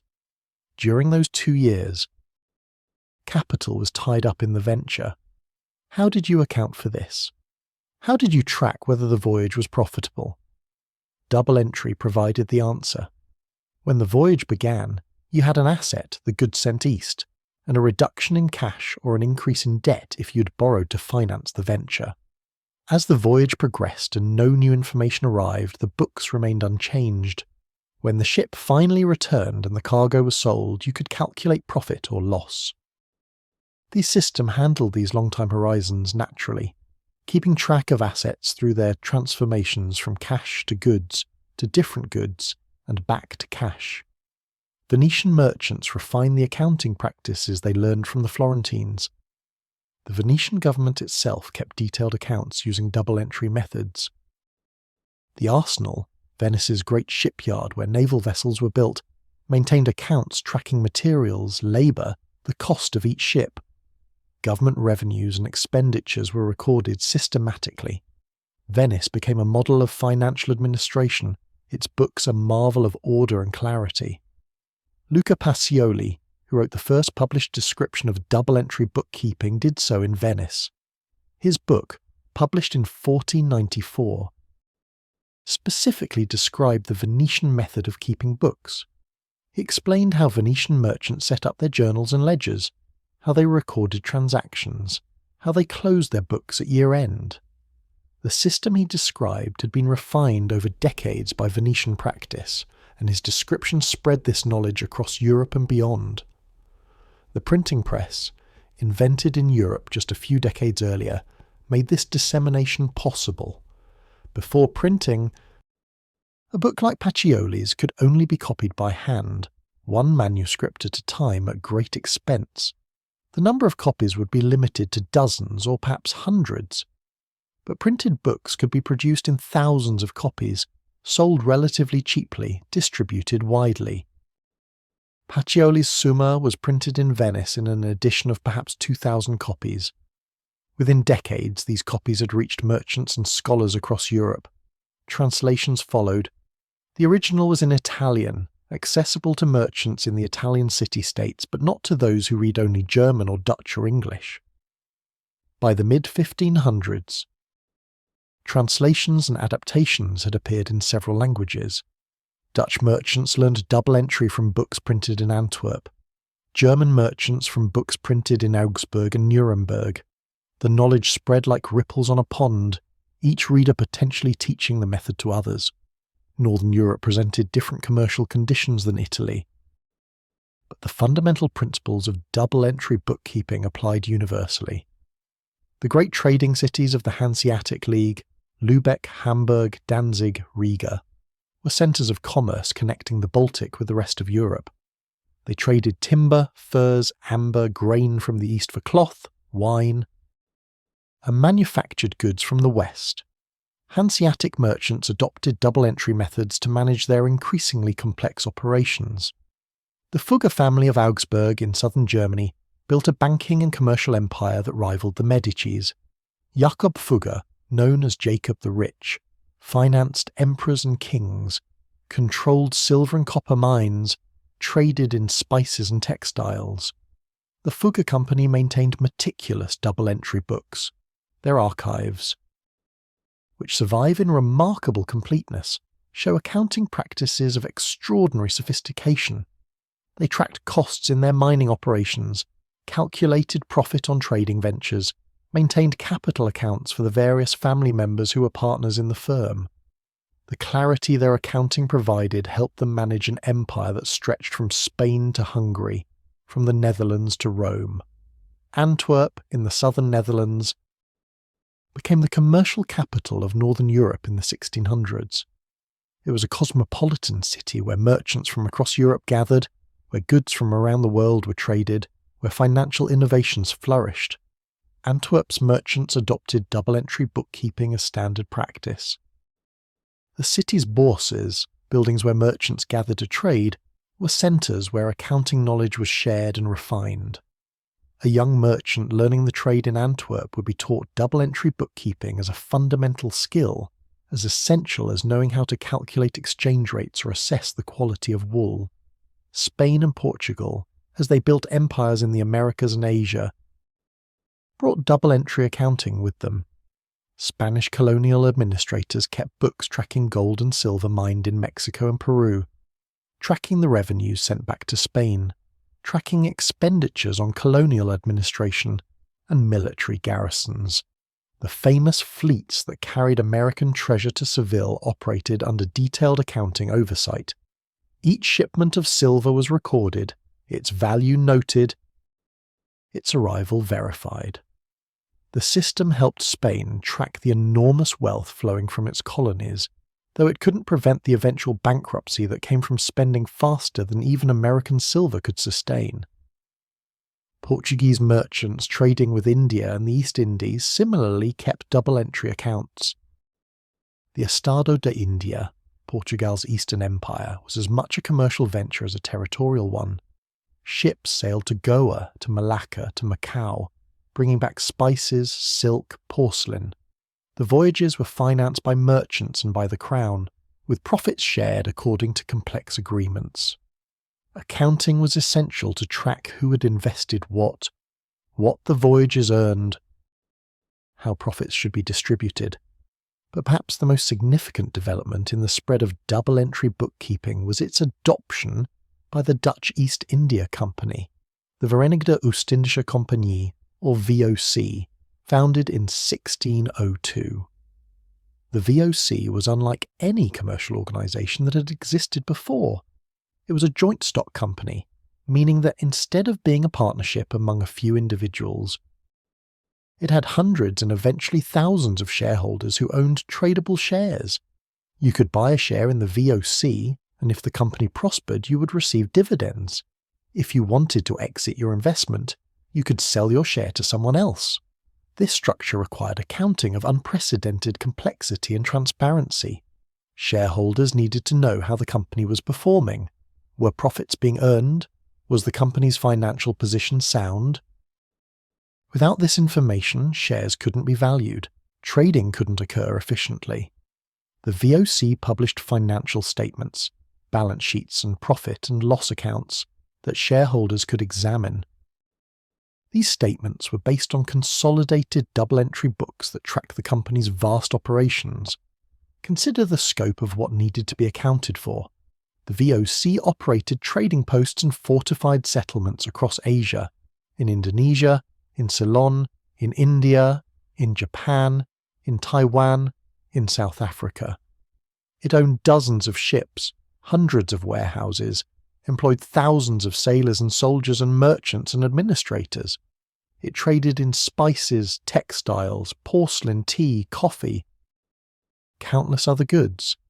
It conducted military operations, made treaties, functioned almost as a sovereign power in Asia. And it needed to track all of this financially, needed to know whether all this activity was generating profit or loss. The VOC's accounting system was based on double-entry principles, but applied at a scale that would have astonished 15th century Florentine merchants. Each trading post kept local books. These were sent periodically to Batavia, the company's Asian headquarters in Java, where they were consolidated into regional accounts. These regional accounts were then sent to Amsterdam, where the company's directors maintained master books showing the overall financial position of the entire enterprise. The system was hierarchical, aggregating information from the most remote trading post up to the central headquarters, just as the Medici Bank had done, but on a vastly larger scale. The VOC's shares traded on the Amsterdam Exchange, the world's first true stock exchange where shares in multiple companies could be bought and sold. This secondary market for shares required reliable accounting even more urgently. If you were considering buying VOC shares, you wanted to know what the company was worth, whether it was profitable, whether it was well managed. The company's financial statements, derived from double-entry books and published regularly, provided this information. Not perfectly. There were always questions about valuation, about how to treat long-term investments, about the accuracy of distant reports, but far better than nothing. This financial transparency was revolutionary. It meant that capital could be raised from the general public, not just from wealthy merchants who had inside knowledge. An Amsterdam baker or candlemaker could buy a few shares in the VOC, participating in the profits of Asian trade without sailing to the East Indies themselves. This democratization of investment, made possible by accounting that allowed investors to assess opportunities, fundamentally changed how commerce was financed. The 17th century also saw the tulip mania in the Netherlands, an episode that revealed both the power and the limitations of accounting. Tulip bulbs became objects of frenzied speculation, with prices rising to absurd levels before collapsing in 1637. During the mania, tulip traders kept accounts of their transactions, recording purchases and sales using double-entry methods. These accounts showed profits that were, on paper, enormous. But when the bubble burst and prices collapsed, the accounts revealed losses that bankrupted many traders. Accounting couldn't prevent the mania. Human irrationality, greed, and delusion can't be eliminated by better bookkeeping. But accounting did make the disaster's extent visible. The book showed clearly who owed what to whom, what losses had occurred, who was solvent and who wasn't. This clarity, while painful, helped resolve the crisis more quickly than would have been possible with vague records and unclear obligations. In England, double-entry bookkeeping spread more slowly than on the continent, but by the 17th century it was becoming standard practice among London merchants. The English East India Company, founded in 1600, adopted accounting practices similar to the Dutch VOC. English merchants trading with the Levant, with Russia, with the American colonies, kept double-entry books. The growth of London as a commercial and financial centre was supported by this accounting infrastructure. English books on accounting began to appear, adapting continental methods to English practice and language. These weren't just technical manuals, but often contained moral and philosophical reflections on the nature of commerce. The importance of honest record keeping, the relationship between earthly wealth and spiritual health. The Puritan tradition, strong in England's merchant class, emphasised careful stewardship and accountability. Double-entry bookkeeping fit naturally with these values, providing a method for accounting not just to business partners, but potentially to God. The system spread to the Americas followed European colonization and commerce. Spanish colonial officials kept double-entry books. English merchants in the American colonies adopted the practice from their London correspondents. When Benjamin Franklin worked as a printer in Philadelphia in the 1700s, he printed accounting ledgers and journals for local merchants, blank books with columns for debits and credits, ready to be filled in with transactions. The infrastructure of accounting, the physical books and the knowledge of how to use them, was being established wherever European commerce reached. But adoption wasn't immediate or universal. Many smaller merchants continued using simpler methods, finding double entry unnecessarily complex for their needs. The system's full power was most apparent for larger operations, trading companies with multiple ventures, banks with many depositors and borrowers, manufacturing operations with significant capital investments. For a shopkeeper selling goods locally to known customers, a simple record of who owed what might suffice. The overhead of maintaining full double-entry books might not seem worth the effort. Yet even small merchants often benefited when they took the trouble to learn the system. The clarity it provided, the ability to calculate actual profit rather than guessing, the discipline it imposed on record-keeping. These advantages were real regardless of business size. Accounting teachers and textbook writers often urge small merchants to adopt double entry, arguing that the initial effort of learning the system would be repaid many times over through better business decisions. The spread of double entry bookkeeping was also spread by people, by the movement of trained accountants and bookkeepers from place to place. An Italian bookkeeper might move to Antwerp or London, bringing knowledge of the system. A German merchant's son might apprentice with a firm in Venice, learning the Venetian method before returning home to apply it in Hamburg.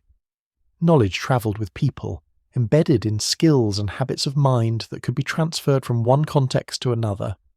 Universities and commercial schools began teaching accounting as part of commercial education.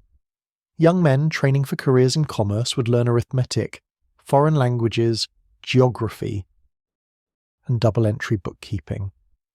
The system became part of the standard curriculum, a recognised body of professional knowledge that any educated merchant was expected to possess. By the late 17th and early 18th centuries, double-entry bookkeeping had become the dominant accounting system across Europe and in European colonies worldwide. It was no longer a novelty or a specialised technique used only by sophisticated Italian bankers. It was simply how serious businesses kept their books, the accepted standard of good practice.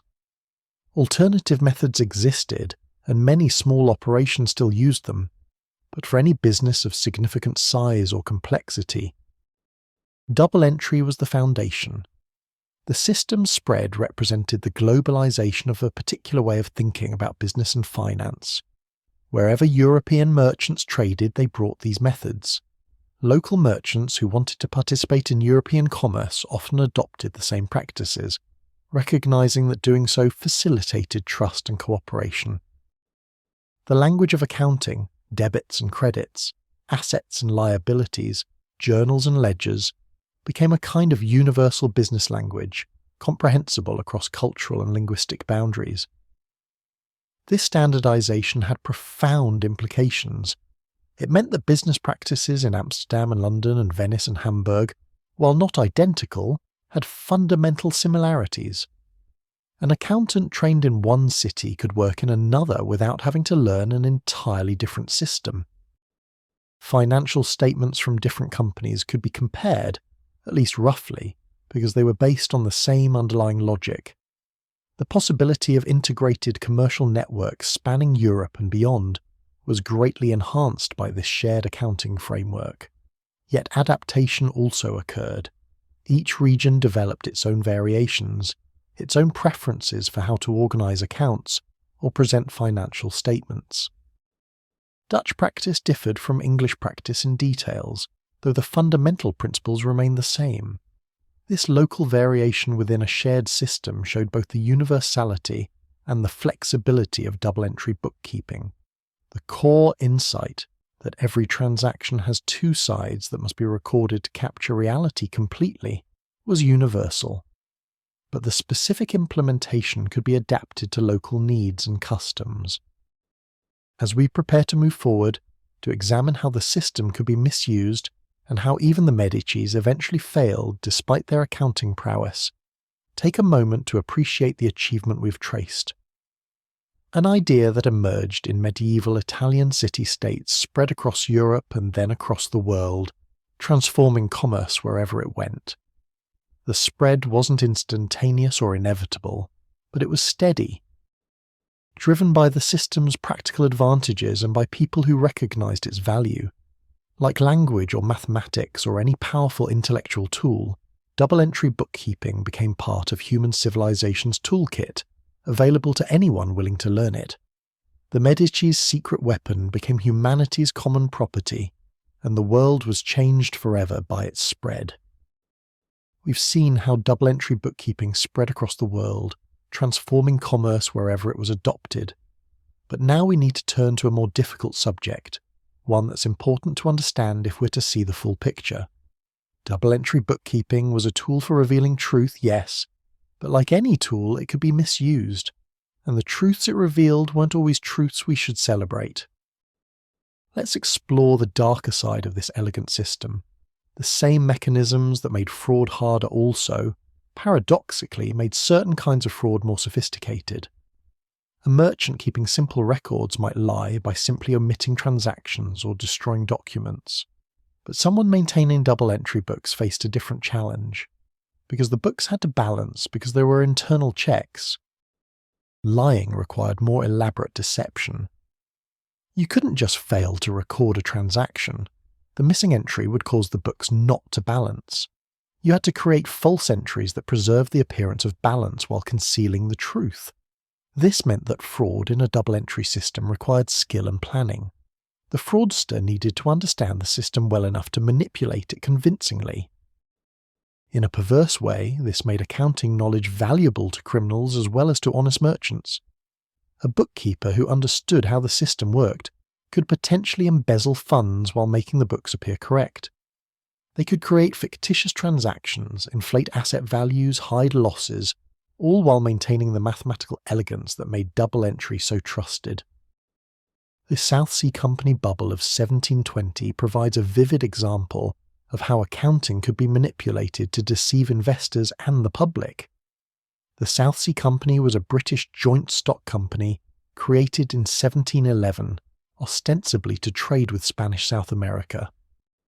The company took on part of the British government's debt in exchange for a monopoly on this trade.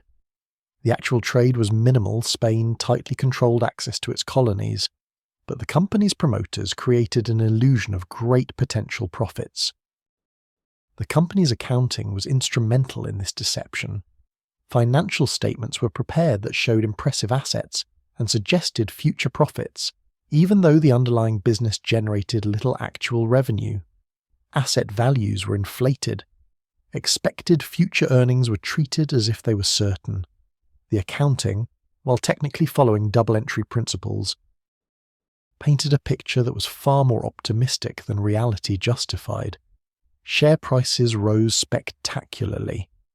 In 1720, the stock went from around £100 per share to over £1,000 at its peak.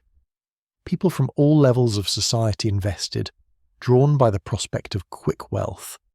The company's directors knew the business couldn't support these valuations, but they encouraged the speculation, even lending money to investors to buy more shares. The accounting book showed profits that existed largely on paper, valuations that had no solid foundation. When the bubble inevitably burst, share prices collapsed. Thousands of investors were ruined. Many had borrowed to invest, compounding their losses. The scandal was enormous. Parliament investigated. Some directors were prosecuted. The event traumatized British financial markets for a generation and gave rise to lasting skepticism about joint stock companies and market speculation. The accounting hadn't prevented the fraud. If anything, it had enabled it by giving the deception a veneer of legitimacy. Financial statements that appeared rigorous and systematic were actually misleading. The double-entry books balanced perfectly. They had to, that was the nature of the system. But they balanced while concealing the truth rather than revealing it. The elegance of the form concealed the emptiness of the substance. This possibility, that accounting could be technically correct while substantively false, was and remains one of the system's vulnerabilities. Numbers can be manipulated through creative valuation of assets, through timing of revenue recognition, through omission of liabilities, through countless subtle choices that accountants make. An unscrupulous bookkeeper, understanding these possibilities, could make a failing business appear healthy or a modestly successful business appear spectacularly profitable. The term, quote, nine emerged to describe these practices. It's a euphemism, really, for lying with numbers. The creativity lies in finding ways to distort reality while maintaining the appearance of compliance with accounting rules. This requires understanding both the rules and the underlying economics well enough to exploit the gap between them. But perhaps the darkest aspect of double-entry accounting's history is how it was used to rationalize and enable systems of profound human exploitation. Slavery, in particular, was managed with accounting precision that is chilling to contemplate. Plantation owners in the Americas kept detailed double-entry books. Enslaved people were recorded as assets, valued on balance sheets alongside land and equipment and livestock. When someone was born into slavery, they were added to the inventory, literally as if they were a commodity produced on the plantation. When someone died, they were removed from the accounts, their value written off. When someone was purchased, the transaction was recorded. Cash decreased, human property increased. When someone was sold, the reverse entries were made. This accounting treatment reduced human beings to numbers in a ledger, to assets to be managed for maximum profit, and the accounting was meticulous. Plantation ledgers survive, showing the names, ages, assessed values, and work assignments of hundreds of enslaved people. The records track productivity, how much cotton or tobacco or sugar each person produced. They track costs, food, clothing, minimal shelter, and implicitly calculate the quote 10 each person generated for their enslaver. The horror of this is almost beyond words. The same elegant system that the Medicis used to build their banking empire, the same logic of debits and credits that made transparent commerce possible, was applied to chattel slavery. The accounting wasn't incidental to slavery, it was integral. It allowed plantation owners to manage their operations efficiently, to calculate returns on their investments in human beings, to make cold economic decisions about whom to work hardest, whom to sell, whether purchasing more enslaved people would be profitable. Insurance companies wrote policies on enslaved people's lives. Ship owners transporting enslaved Africans across the Atlantic insured their quote, _12, against loss. All of this was documented in double-entry books. The ledgers balanced. The profit and loss statement showed whether the business was succeeding. The system worked exactly as designed, revealing economic truth with precision, while enabling and legitimizing monstrous injustice. This wasn't a failure of accounting. It was accounting functioning as intended, but applied to purposes that were morally repugnant. The system was value neutral. It could track anything that could be quantified. That included things that should never have been reduced to numbers, should never have been treated as commodities, should never have been bought and sold and managed for profit. Colonial exploitation more broadly was facilitated by accounting. European powers used double-entry methods to track the extraction of wealth from their colonies. The Dutch East India Company's meticulous books tracked not just trade but conquest, not just profit but plunder. British companies in India kept accounts of revenues extracted from Indian territories, of famines that killed millions while grain exports continued because they were profitable. The numbers balanced, the books were kept properly. But they represented systems of exploitation that devastated entire societies. Even the Medici Bank, symbol of Renaissance achievement, participated in morally questionable activities. The bank financed slave trading ventures. It profited from lending to warring princes whose conflicts devastated the lives of common people. It helped popes and rulers finance military campaigns. The accounting tracked all of this with equal precision, making no moral distinctions. A loan to finance war and a loan to finance wool trading looked identical in the books. Just debits and credits, interest calculations. Repayment schedules. This neutrality was part of accounting's power, but also part of its danger. By reducing everything to numbers, it abstracted away the human consequences of economic activities. A plantation ledger showing a good return on investment said nothing about the suffering that produced those returns. A balance sheet showing growing wealth revealed nothing about whether that wealth was justly acquired. The numbers told truth about financial reality, but potentially concealed truth about moral reality.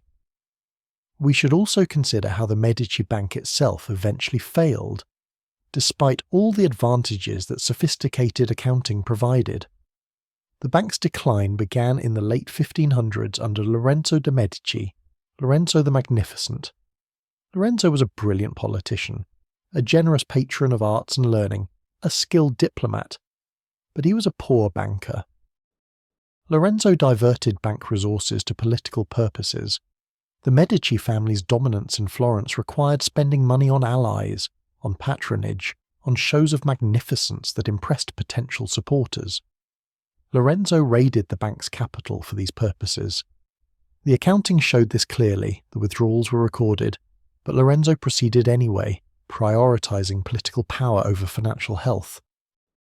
The bank's branch managers made increasingly risky loans. The London branch, as mentioned earlier, had lent heavily to English nobles who defaulted. The Lyon branch made bad loans to the French crown. These losses were visible in the accounting report sent to Florence, but corrective action was slow or absent. The branch managers had too much autonomy, and the political commitments of the Medici family made it difficult to pull back from unprofitable activities. By 1494, the bank was essentially bankrupt. Most branches had failed or been closed. The family's banking business, which had been the foundation of their wealth and power for nearly a century, collapsed. The accounting had shown the deterioration clearly: declining profits, mounting bad debts, inadequate capital reserves. But knowledge of the problem didn't prevent the failure. The bank's managers, including Lorenzo, made decisions they knew were risky because they felt they had no choice. Political necessity overrode financial prudence. This reveals an important limit of accounting. Information alone doesn't ensure good decisions. You can have perfect knowledge of your financial position and still fail if you make bad choices, if circumstances are against you, if you prioritize other goals above financial survival. The Medicis knew their bank was in trouble. Their books told them so, but they couldn't or wouldn't change course. There's a melancholy to this. The same family that had pioneered the use of double-entry bookkeeping to manage a far-flung empire, that had demonstrated how accounting enabled control and oversight, fell victim to problems that their own accounting revealed but couldn't prevent. The transparency that the system provided showed them their decline in painful detail, but transparency alone wasn't salvation. After the bank's failure, the Medici family retained political power in Florence for a time, but they had lost the economic foundation that had sustained that power. They would later regain prominence when family members became popes and queens. But the banking dynasty that Giovanni de' Medici had founded in 1397 was finished. The books could tell them what was happening, but couldn't force them to act wisely on that knowledge. The history of accounting fraud continued beyond the South Sea bubble, of course. Every era has produced scandals where accounting was manipulated to deceive. In our own time, Enron and WorldCom and countless other corporate frauds have shown that modern accounting, with all its regulations and auditing standards, remains vulnerable to determined manipulation. The sophistication of the fraud evolves with the sophistication of the accounting, but the basic pattern persists.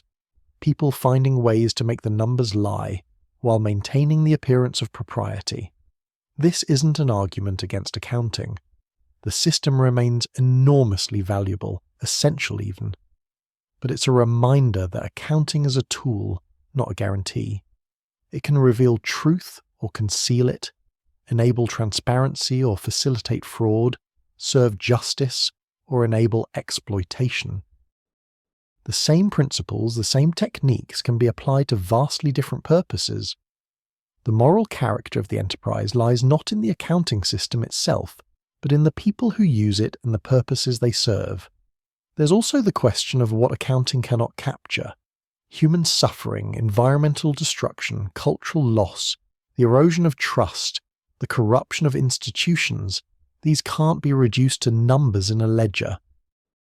A business might be profitable according to its books while being destructive according to broader measures of social welfare. The accounting shows one kind of truth, financial truth, but not the whole truth about whether an enterprise is beneficial or harmful. Modern discussions of corporate social responsibility and environmental accounting try to address these limitations by expanding what gets measured and reported. But the challenge remains: some of the most important impacts of economic activity resist quantification. How do you put a number on the value of a stable climate, of a cohesive community, of public trust in institutions? Accounting tries to make everything commensurable, reducible to a common measure, but some things resist this reduction. Double-entry bookkeeping was revolutionary, transformative, enormously beneficial in many ways. It enabled commerce to scale, created transparency that supported trust, allowed rational economic decision-making, made possible the financing of productive enterprises. But it was also used to enable exploitation, to mask fraud, to rationalize injustice. Both are part of its history, part of its legacy.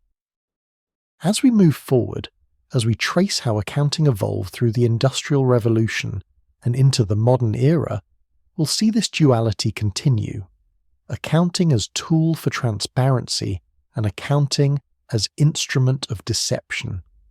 Accounting enabling productivity and accounting facilitating exploitation. The same system, the same principles, the same elegant mathematics of debits and credits, serving radically different masters. Understanding this complexity doesn't diminish the achievement of the medieval Italian merchants who developed double-entry bookkeeping. They created something genuinely useful, genuinely important. But it does remind us that tools are morally neutral. Their value depends on how they're used, what purposes they serve, whose interests they advance. The Medicis used accounting to build an empire. Others used the same system to manage plantations worked by enslaved people. Both applications were possible because accounting is fundamentally about method, not morality. It provides clarity, not virtue, precision, not justice. Let that complexity rest in your mind for a moment. The beautiful system we've been exploring, with its mathematical elegance and its power to reveal truth, also has shadows, also has been complicit in darkness. This doesn't negate its value, but it contextualizes it. The numbers balance, the books close, the trial balance proves out. But what they represent, what human realities lie behind the entries, that requires judgment beyond what accounting itself can provide. Truth about numbers isn't the same as truth about justice or goodness. Both matter, both are real, and sometimes they point in different directions. We've seen how double-entry bookkeeping spread across the world and examined its darker applications. Now let's move forward in time, to the Industrial Revolution and beyond, to see how accounting evolved to meet the demands of a radically different kind of economy. Because the principles that the Medicis used remained fundamentally unchanged, but the scale and complexity of what needed to be accounted for transformed beyond anything a 15th century Florentine banker could have imagined. The Industrial Revolution, which began in Britain in the late 1700s and spread across Europe and North America through the 1800s, created entirely new challenges for accounting. For centuries, most businesses had been relatively simple. Merchants buying and selling goods, craftsmen producing items in small workshops, farmers working land. The capital required was modest. Operations were comprehensible in scale. A competent bookkeeper could track everything in a few ledgers. Factories changed this completely. Imagine a textile mill in Manchester in 1820. The building itself represents an enormous capital investment. Multiple stories of brick construction, filled with power looms and spinning machines driven by a steam engine. The machinery is expensive, complex, constantly requiring maintenance and eventual replacement. Raw materials, cotton from America or India, arrive in bulk and must be stored, tracked through multiple stages of processing. Hundreds of workers operate the machines, each receiving wages that must be calculated and paid. The finished cloth is sold to wholesalers, often on credit terms extending months into the future. How do you account for all of this? The basic principles of double-entry bookkeeping still apply. Every transaction has two sides. The books must balance, assets equal liabilities plus equity. But the specific applications become more complex. Consider the machinery. When you purchase a power loom for £500, it's an asset. But unlike inventory that you intend to sell quickly, this machine will be used for years, perhaps 10 or 20 years before it wears out. How should this be reflected in the accounts? If you simply record it as an asset and leave it at that, your books will show you owning a £500 loom 20 years later when it's actually worn out and worthless. You'll be overstating your wealth, overstating your profit, potentially making decisions based on a false picture of your financial position. The solution is depreciation, a concept we touched on earlier, but which became crucial in industrial accounting. Each year, you recognize that some portion of the machine's value has been consumed through use. If the loom will last 20 years, you might depreciate it by £25 per year. This appears on the profit and loss statement as an expense. Even though no cash was spent that year, you've consumed £25 worth of machinery. On the balance sheet, the loom's value decreases each year, accurately reflecting its declining worth. This seems straightforward in principle but becomes complicated in practice. How long will the machinery actually last? That depends on how heavily it's used, how well it's maintained, whether better technology makes it obsolete before it physically wears out. Accountants had to make judgments about these matters, and different judgments led to different calculations of profit. Two identical factories could report different profits simply because their accountants made different assumptions about depreciation. Cost accounting, tracking the cost of manufacturing products, became essential for industrial businesses. It wasn't enough to know that you spent money on cotton and wages and coal for the steam engine. You needed to know how much it cost to produce each yard of cloth, so you could price your products appropriately and know which products were profitable. This required careful tracking of inputs and outputs. How much cotton went into each batch of cloth? How much labour time? How much power from the steam engine?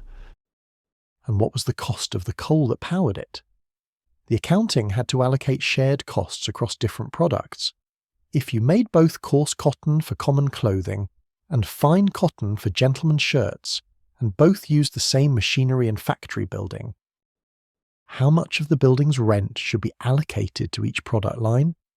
These questions led to the development of cost accounting as a specialized field. Accountants devised methods for tracking costs through the manufacturing process, for allocating overhead, for calculating the true cost of production. Some factories created elaborate systems with multiple cost centers, tracking expenses at each stage of production. This information allowed managers to identify inefficiencies, to decide which products to emphasize, to set prices that covered costs and generated profit. Railroad companies presented even more complex accounting challenges. A railroad was perhaps the largest capital investment any private enterprise had attempted to that point. Building a line from London to Birmingham required purchasing land, grading roadbeds, laying track, building bridges and tunnels, purchasing locomotives and carriages, constructing stations. The total investment might run to millions of pounds, a sum that dwarfed even the largest manufacturing enterprises. This capital had to be raised from investors who would buy shares in the railroad company. Those investors needed to know whether the railroad was being built efficiently, whether it would be profitable, whether their investment was safe. This required accounting on an unprecedented scale. Railroad companies maintained detailed accounts of construction costs, tracking spending on every mile of track, every bridge, every station. They tracked operating revenues, ticket sales, freight charges, and operating expenses, wages for engineers and conductors, coal for locomotives, maintenance of track and equipment. They calculated profitability per route, per type of service. The accounting became a management tool showing which routes were profitable and which weren't, where costs could be reduced, where investment should be focused. Railroad accounting also highlighted the importance of distinguishing capital expenditures from operating expenses. If you spend money maintaining existing track, that's an operating expense that reduces profit for the year. If you spend money building new track, that's a capital expenditure that creates an asset. This distinction matters enormously for calculating profit and for understanding the business's financial health. Some railroad companies manipulated this distinction fraudulently, classifying ordinary maintenance as capital improvement to inflate reported profits and hide the deteriorating condition of their infrastructure. The scale of railroad companies also led to innovations in corporate governance and financial reporting. Because ownership was distributed among many shareholders who didn't directly manage the company, there was a separation between ownership and control. Shareholders needed to monitor the managers to ensure the company was being run in shareholders' interests. Regular financial reporting became essential. Annual reports with detailed balance sheets and profit statements were published and distributed to shareholders. External auditors, independent accountants hired to verify that the company's books were accurate, became standard practice for large corporations. The partnership structure that the Medicis had used wasn't practical for these massive enterprises. A partnership meant unlimited liability. Each partner was personally responsible for all the partnership's debts. This was acceptable when the business was relatively small and the partners knew and trusted each other. But who would invest their personal fortune in a railroad company with thousands of shareholders and millions in potential liabilities? The solution was the limited liability corporation. Shareholders were liable only for the amount they invested. If the company failed, they lost their shares, but creditors couldn't pursue their personal wealth. This structure made it possible to raise capital from the general public, from people who had savings to invest but no expertise in or interest in managing railroad companies. But it also made accounting even more critical. If shareholders had limited liability, creditors needed some way to assess a company's financial health before extending credit. Published financial statements, prepared according to recognized accounting standards and verified by auditors, provided this information. The industrial age also saw the rise of professional accountancy as a distinct occupation. In earlier eras, bookkeepers were often employees of merchants or worked directly for business owners. But as businesses grew larger and more complex, and as external financial reporting became important, there emerged a need for independent accounting experts. The first professional accounting organisations were established in Scotland in the 1850s. The Institute of Accountants and Actuaries in Glasgow was founded in 1854. The Society of Accountants in Edinburgh in 1854. The Institute of Chartered Accountants in England and Wales in 1880. These organisations established standards for training accountants, created codes of professional ethics, and began the process of standardising accounting practices. Becoming a chartered accountant required years of study and apprenticeship. Young men, and it was almost entirely men in this era, would article to established accounting firms, learning the profession through practice while also studying accounting theory, commercial law, and business mathematics. After completing their training and passing examinations, they would be admitted as chartered accountants, entitled to audit company books and offer expert testimony in legal disputes involving financial matters. This professionalisation was important because it created a class of experts whose reputation depended on their integrity. An accountant who falsified books or participated in fraud would be expelled from the professional organisation and lose their livelihood. This gave some assurance to investors and creditors that audited accounts could be trusted. Not perfect assurance. Fraud still occurred. Auditors sometimes failed to detect manipulation or even participated in it, but better than nothing. The growing complexity of business also led to more sophisticated financial statements. Beyond the basic balance sheet and profit and loss statement, companies began preparing cash flow statements, showing actual cash receipts and disbursements. They prepared statements of changes in financial position, tracking how assets and liabilities had changed over time. They included notes to the financial statements explaining accounting policies, contingent liabilities, significant events. The financial reports of a large corporation by 1900 ran to dozens of pages of detailed information. Manufacturing cost accounting developed increasingly sophisticated methods. Standard costing systems were introduced, where accountants would calculate in advance what a product should cost to produce, then track actual costs and identify variances. If actual costs were higher than standard costs, managers would investigate why. Were workers inefficient? Were materials wasted? Had input prices increased?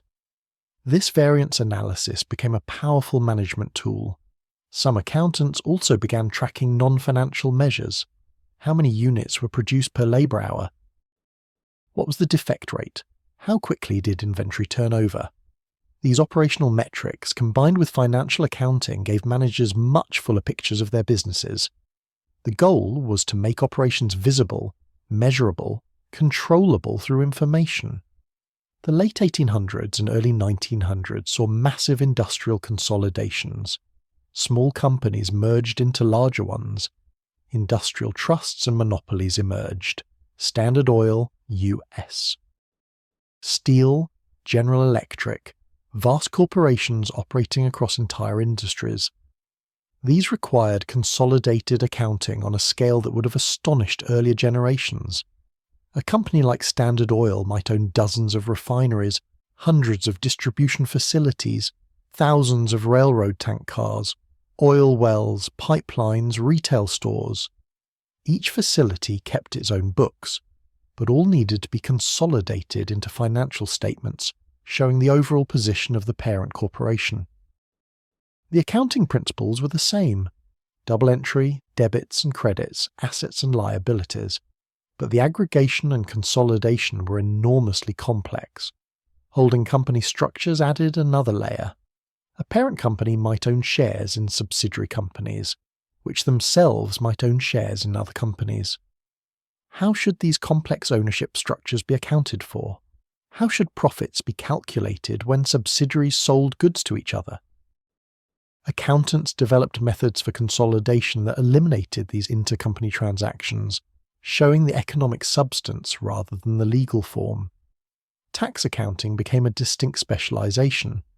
As governments imposed income taxes, particularly after World War I, when many countries adopted or increased income taxes to pay for war debts, businesses needed to calculate taxable income. This wasn't always the same as profit calculated for financial reporting purposes. Tax laws might allow faster depreciation to encourage investment, or might disallow certain expenses. Companies maintained different sets of books for tax purposes and for financial reporting, each following different but related rules. Governments also began regulating financial reporting for publicly traded companies. After the stock market crash of 1929 and the Great Depression that followed, the United States created the Securities and Exchange Commission to regulate securities markets.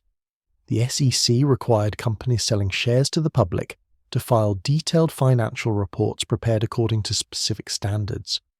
Similar regulatory bodies were created in other countries. This governmental involvement in setting accounting standards was new and significant. It meant accounting wasn't just a professional practice, but a matter of law and regulation. Through all these changes, the fundamental double-entry system persisted. A factory in 1930 kept books that the Medicis would have recognized, even if the specific accounts and the level of detail were different. The journal and ledger structure remained. The trial balance still proved that debits equaled credits. The balance sheet still showed assets, liabilities, and equity. The profit and loss statement still calculated revenue minus expenses. The core logic was unchanged. This persistence is remarkable. While technology, business organization, legal structures, and economic scale had transformed utterly, the accounting system developed in medieval Italy remained the foundation. It had proven robust enough to handle complexities the original developers never imagined. The system scaled from tracking a merchant's wool inventory to tracking a global corporation's operations. The same principles worked at every level. But this also meant the system's limitations persisted. Accounting still tracked what could be quantified in monetary terms. It still required judgments about valuation, about when to recognize revenue, about how to allocate costs. It still could be manipulated by those who understood it well enough. The industrial age added new opportunities for both honest application and dishonest manipulation. Labour costs, for instance, appeared in factory accounts as simple numbers, wages paid. But these numbers represented human beings working long hours in often dangerous conditions.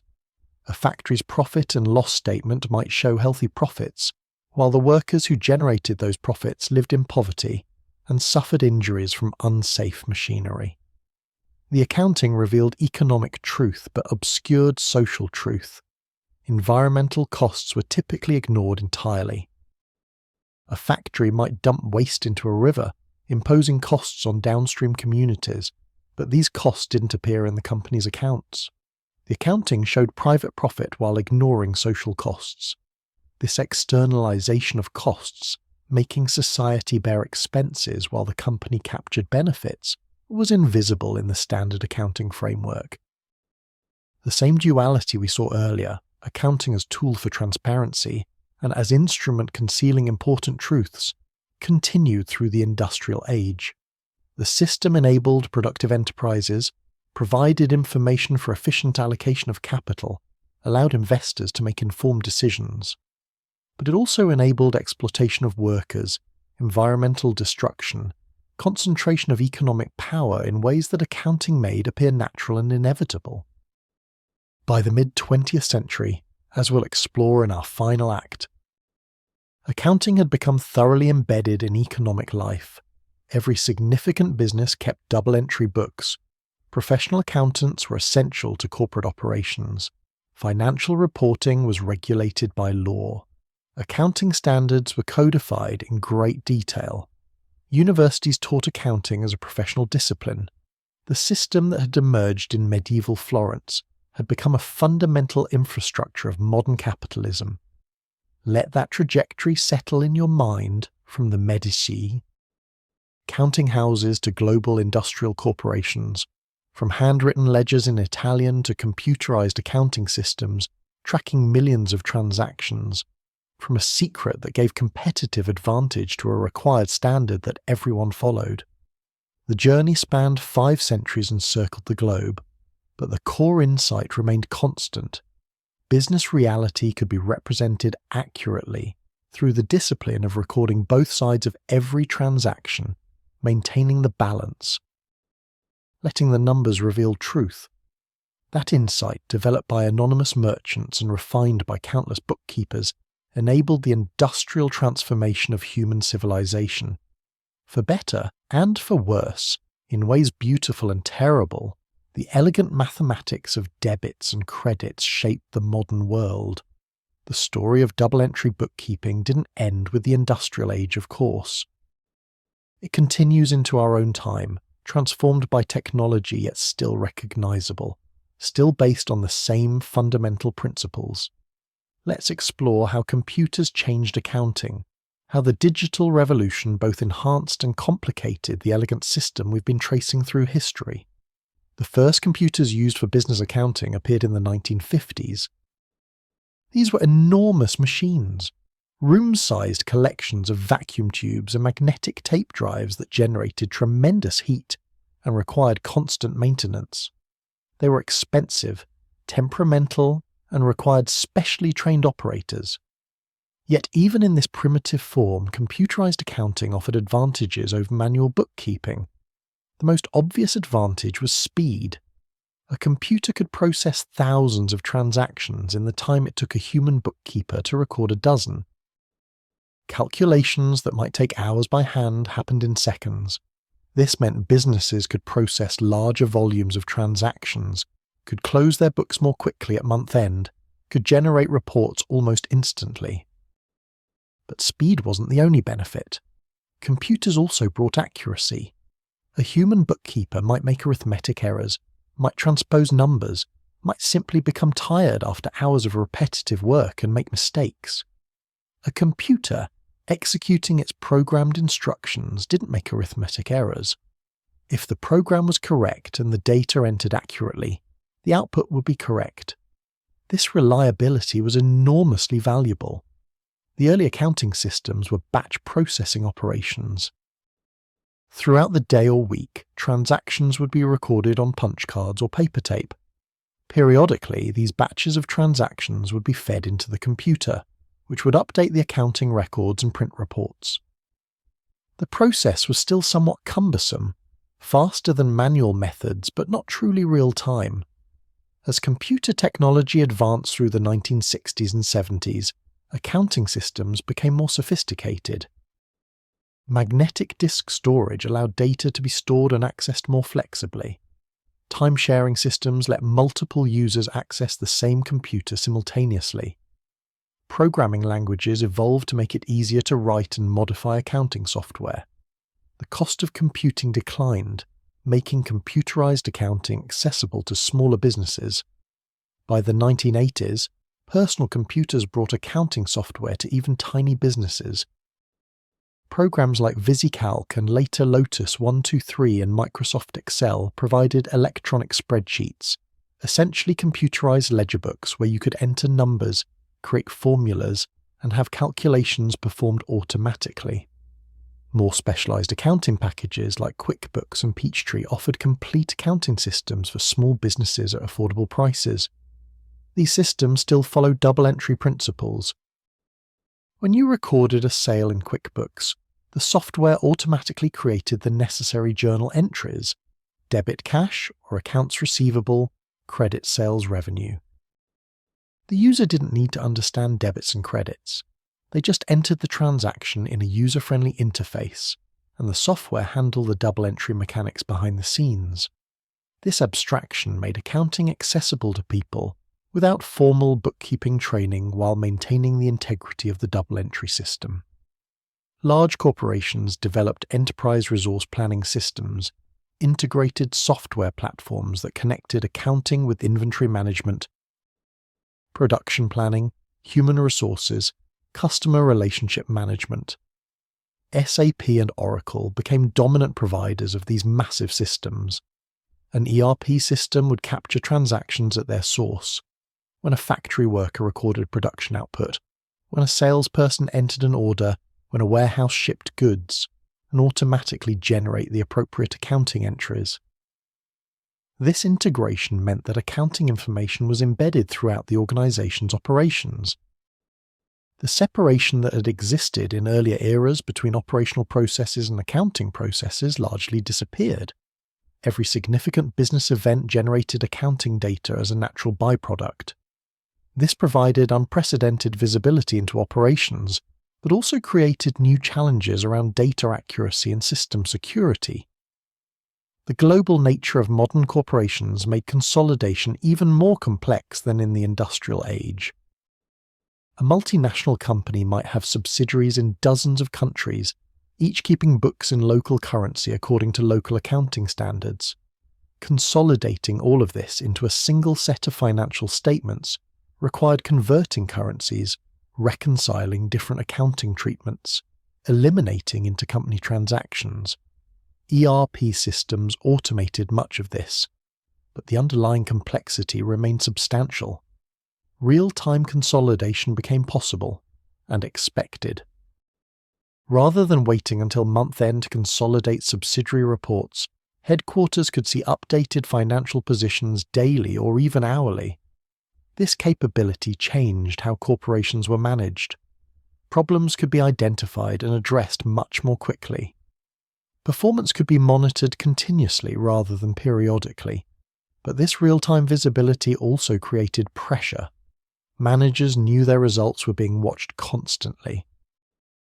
This could drive better performance, but could also drive short-term thinking, even encourage manipulation of numbers to meet targets.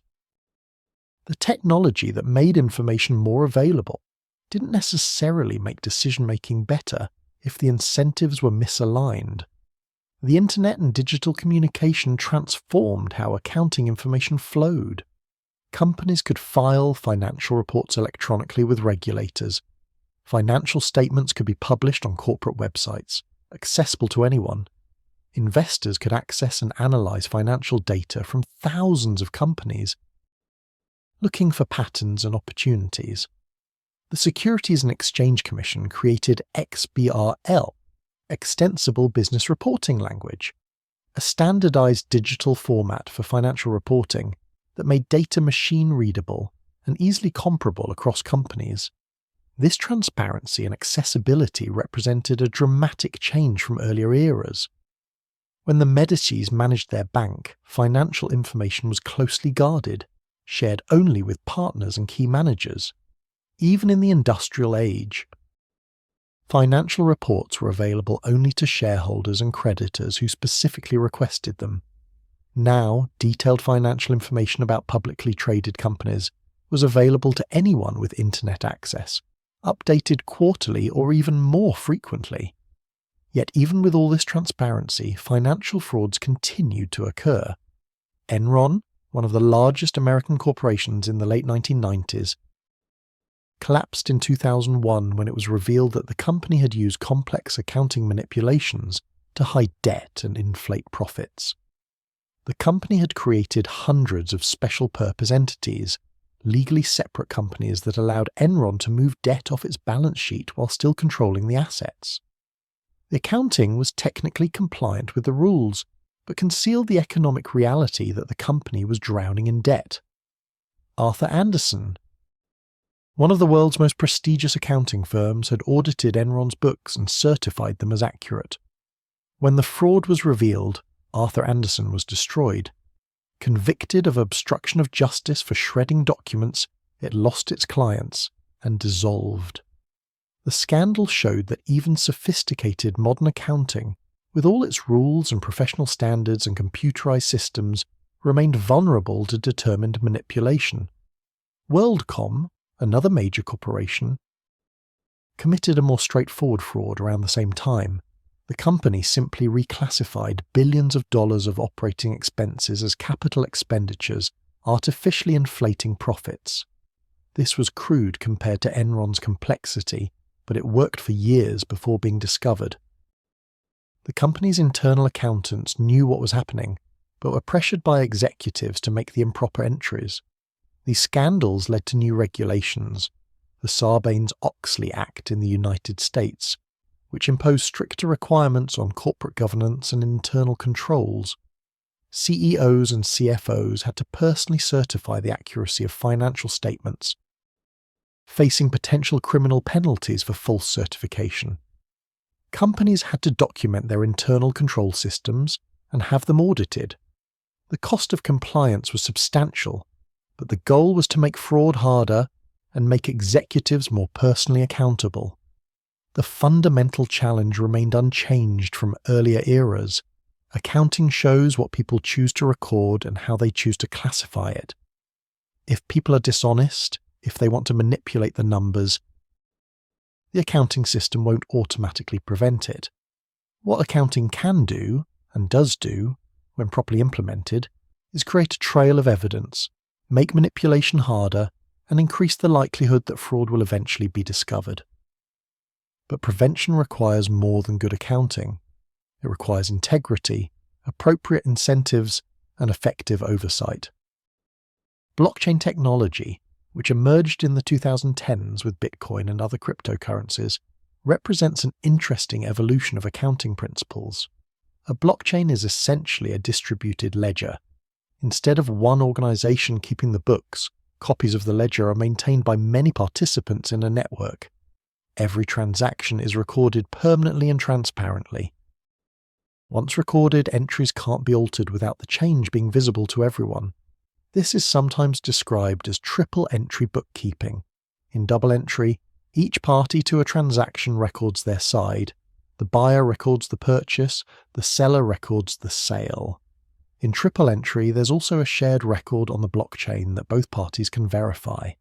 This creates additional assurance that transactions are recorded accurately and completely.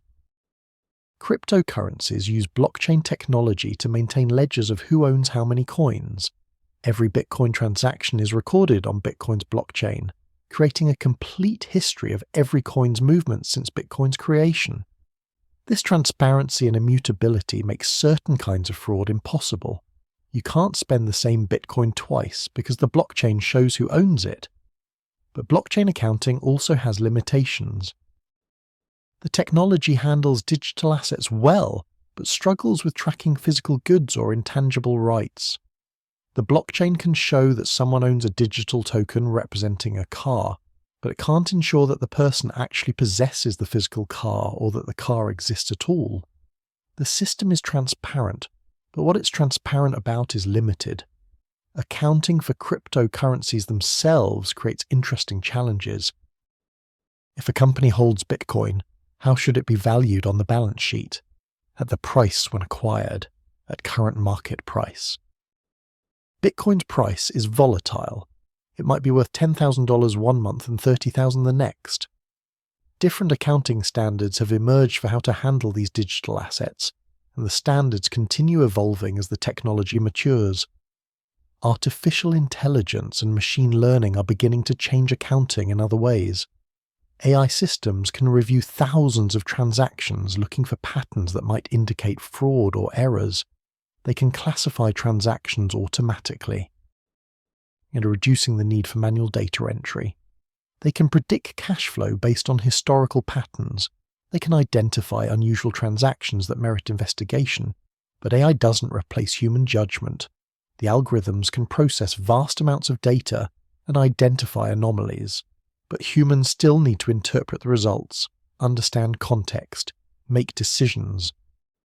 An AI might flag a transaction as unusual, but a human accountant needs to determine whether it's actually problematic or just an uncommon but legitimate business event. The profession of accounting has also evolved. Modern accountants are expected to understand not just traditional bookkeeping but also data analytics, information systems, business strategy. The technical knowledge required has expanded enormously. At the same time, the routine mechanical aspects of bookkeeping, the actual recording of transactions, the balancing of accounts, have been increasingly automated. Accountants focus more on analysis, interpretation, advising management, ensuring compliance with complex regulations. Despite all these changes, the core principles remain remarkably constant. A modern accounting system, whether a simple spreadsheet or a massive ERP platform, still maintains the fundamental equation: assets equal liabilities plus equity. Every transaction still affects at least two accounts. Debits still equal credits. The trial balance still has to balance. The logic developed in medieval Florence still structures how we represent financial reality. This persistence is testament to the elegance and correctness of the original insight. The developers of double-entry bookkeeping discovered something fundamental about how to represent economic transactions completely and accurately. The specific implementation has changed, from handwritten ledgers to computerized databases, but the underlying principles were so soundly conceived that they have required remarkably little modification over 6 centuries. Consider what this means. The same basic system that helped Cosimo de' Medici manage his banking empire in 1435 helps modern corporations manage global operations in 2026. The double-entry logic that tracked florins and ducats now tracks dollars and euros and yen and Bitcoin. The principles that applied when transactions were recorded with quill pens on vellum still apply when they're recorded by computers processing millions of transactions per second. This continuity across such radical technological and economic transformation is rare. Most aspects of medieval life have no direct counterpart in the modern world. But accounting does.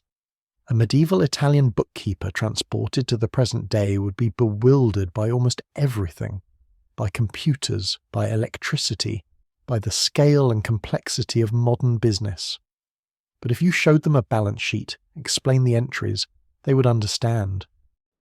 The language would be different, the numbers larger, but the logic would be familiar. What has changed is less the accounting system itself than our ability to implement it. We can process vastly more transactions, consolidate across global operations, generate reports in real time, analyze data in sophisticated ways, share information instantly across any distance. The technology has amplified the system's capabilities enormously, but it hasn't fundamentally altered the system's nature. This suggests something profound about the relationship between information and economics. Business transactions have certain inherent properties. They involve exchanges, they affect multiple parties. They can be quantified. Double-entry bookkeeping captures these properties in a systematic way that reflects their essential nature. That's why the system has proven so durable. It's not arbitrary or conventional. It's based on actual characteristics of economic reality. Yet the limitations we've discussed also persist into the digital age. Accounting still tracks primarily what can be quantified in monetary terms. It still requires judgments about valuation, revenue recognition, cost allocation.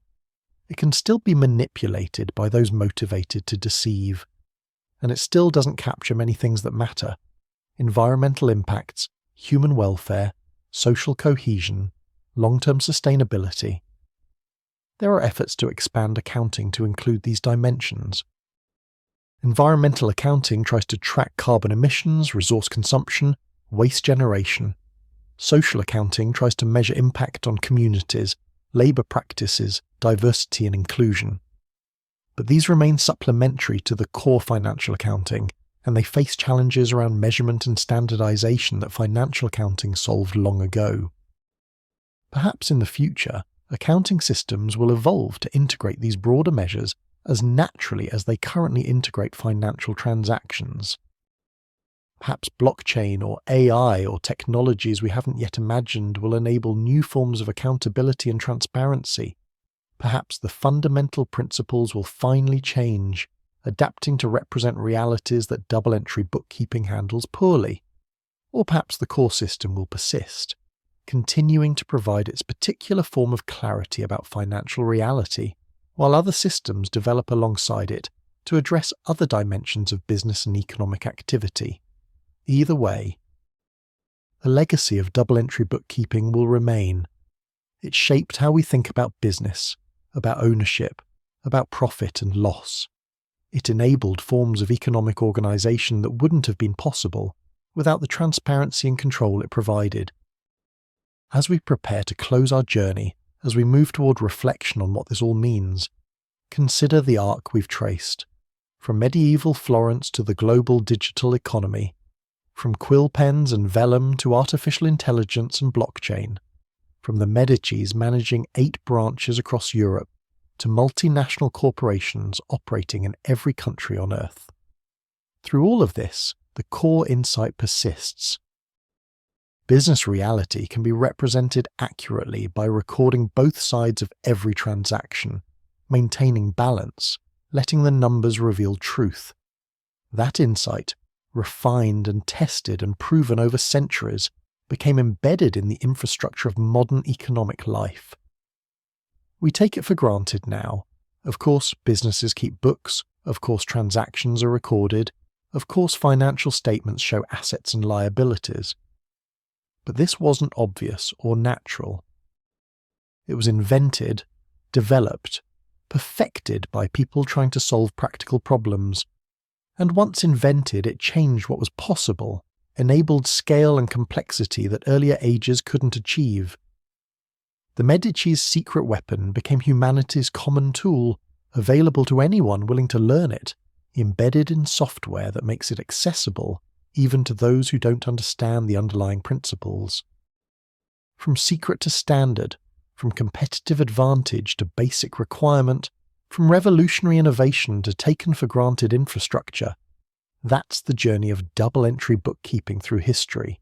And in making that journey, it helped create the modern world. And so we've travelled together through 6 centuries, from the counting houses of Renaissance Florence to the digital networks of our own time. We've seen how a simple insight, that every transaction has 2 sides, that numbers can balance and in balancing reveal truth, transformed commerce and enabled the modern world. The Medicis are long gone. Their palaces still stand in Florence, monuments to wealth built on double-entry bookkeeping. But the system they perfected outlived them, spread across the world, became part of human civilization's toolkit. The elegant mathematics of debits and credits, the discipline of recording both sides of every exchange, the beauty of accounts that balance, these persist. Tonight, as you drift towards sleep, you're part of this continuing story. Every time you check a bank balance, review a receipt, file a tax return, you're using tools that medieval merchants developed. The connection stretches across centuries, connecting you to people you'll never know, but whose innovation shaped your world. There's something peaceful in that continuity, in knowing that human ingenuity builds on itself, that good ideas persist and spread, that clarity and truth have value that transcends any particular time or place. Let your breathing slow. Let your thoughts settle like numbers finding their balance in a perfectly kept ledger. The books always close. The accounts always balance, and tonight let yourself balance too. Rest now. The story is complete. Good night.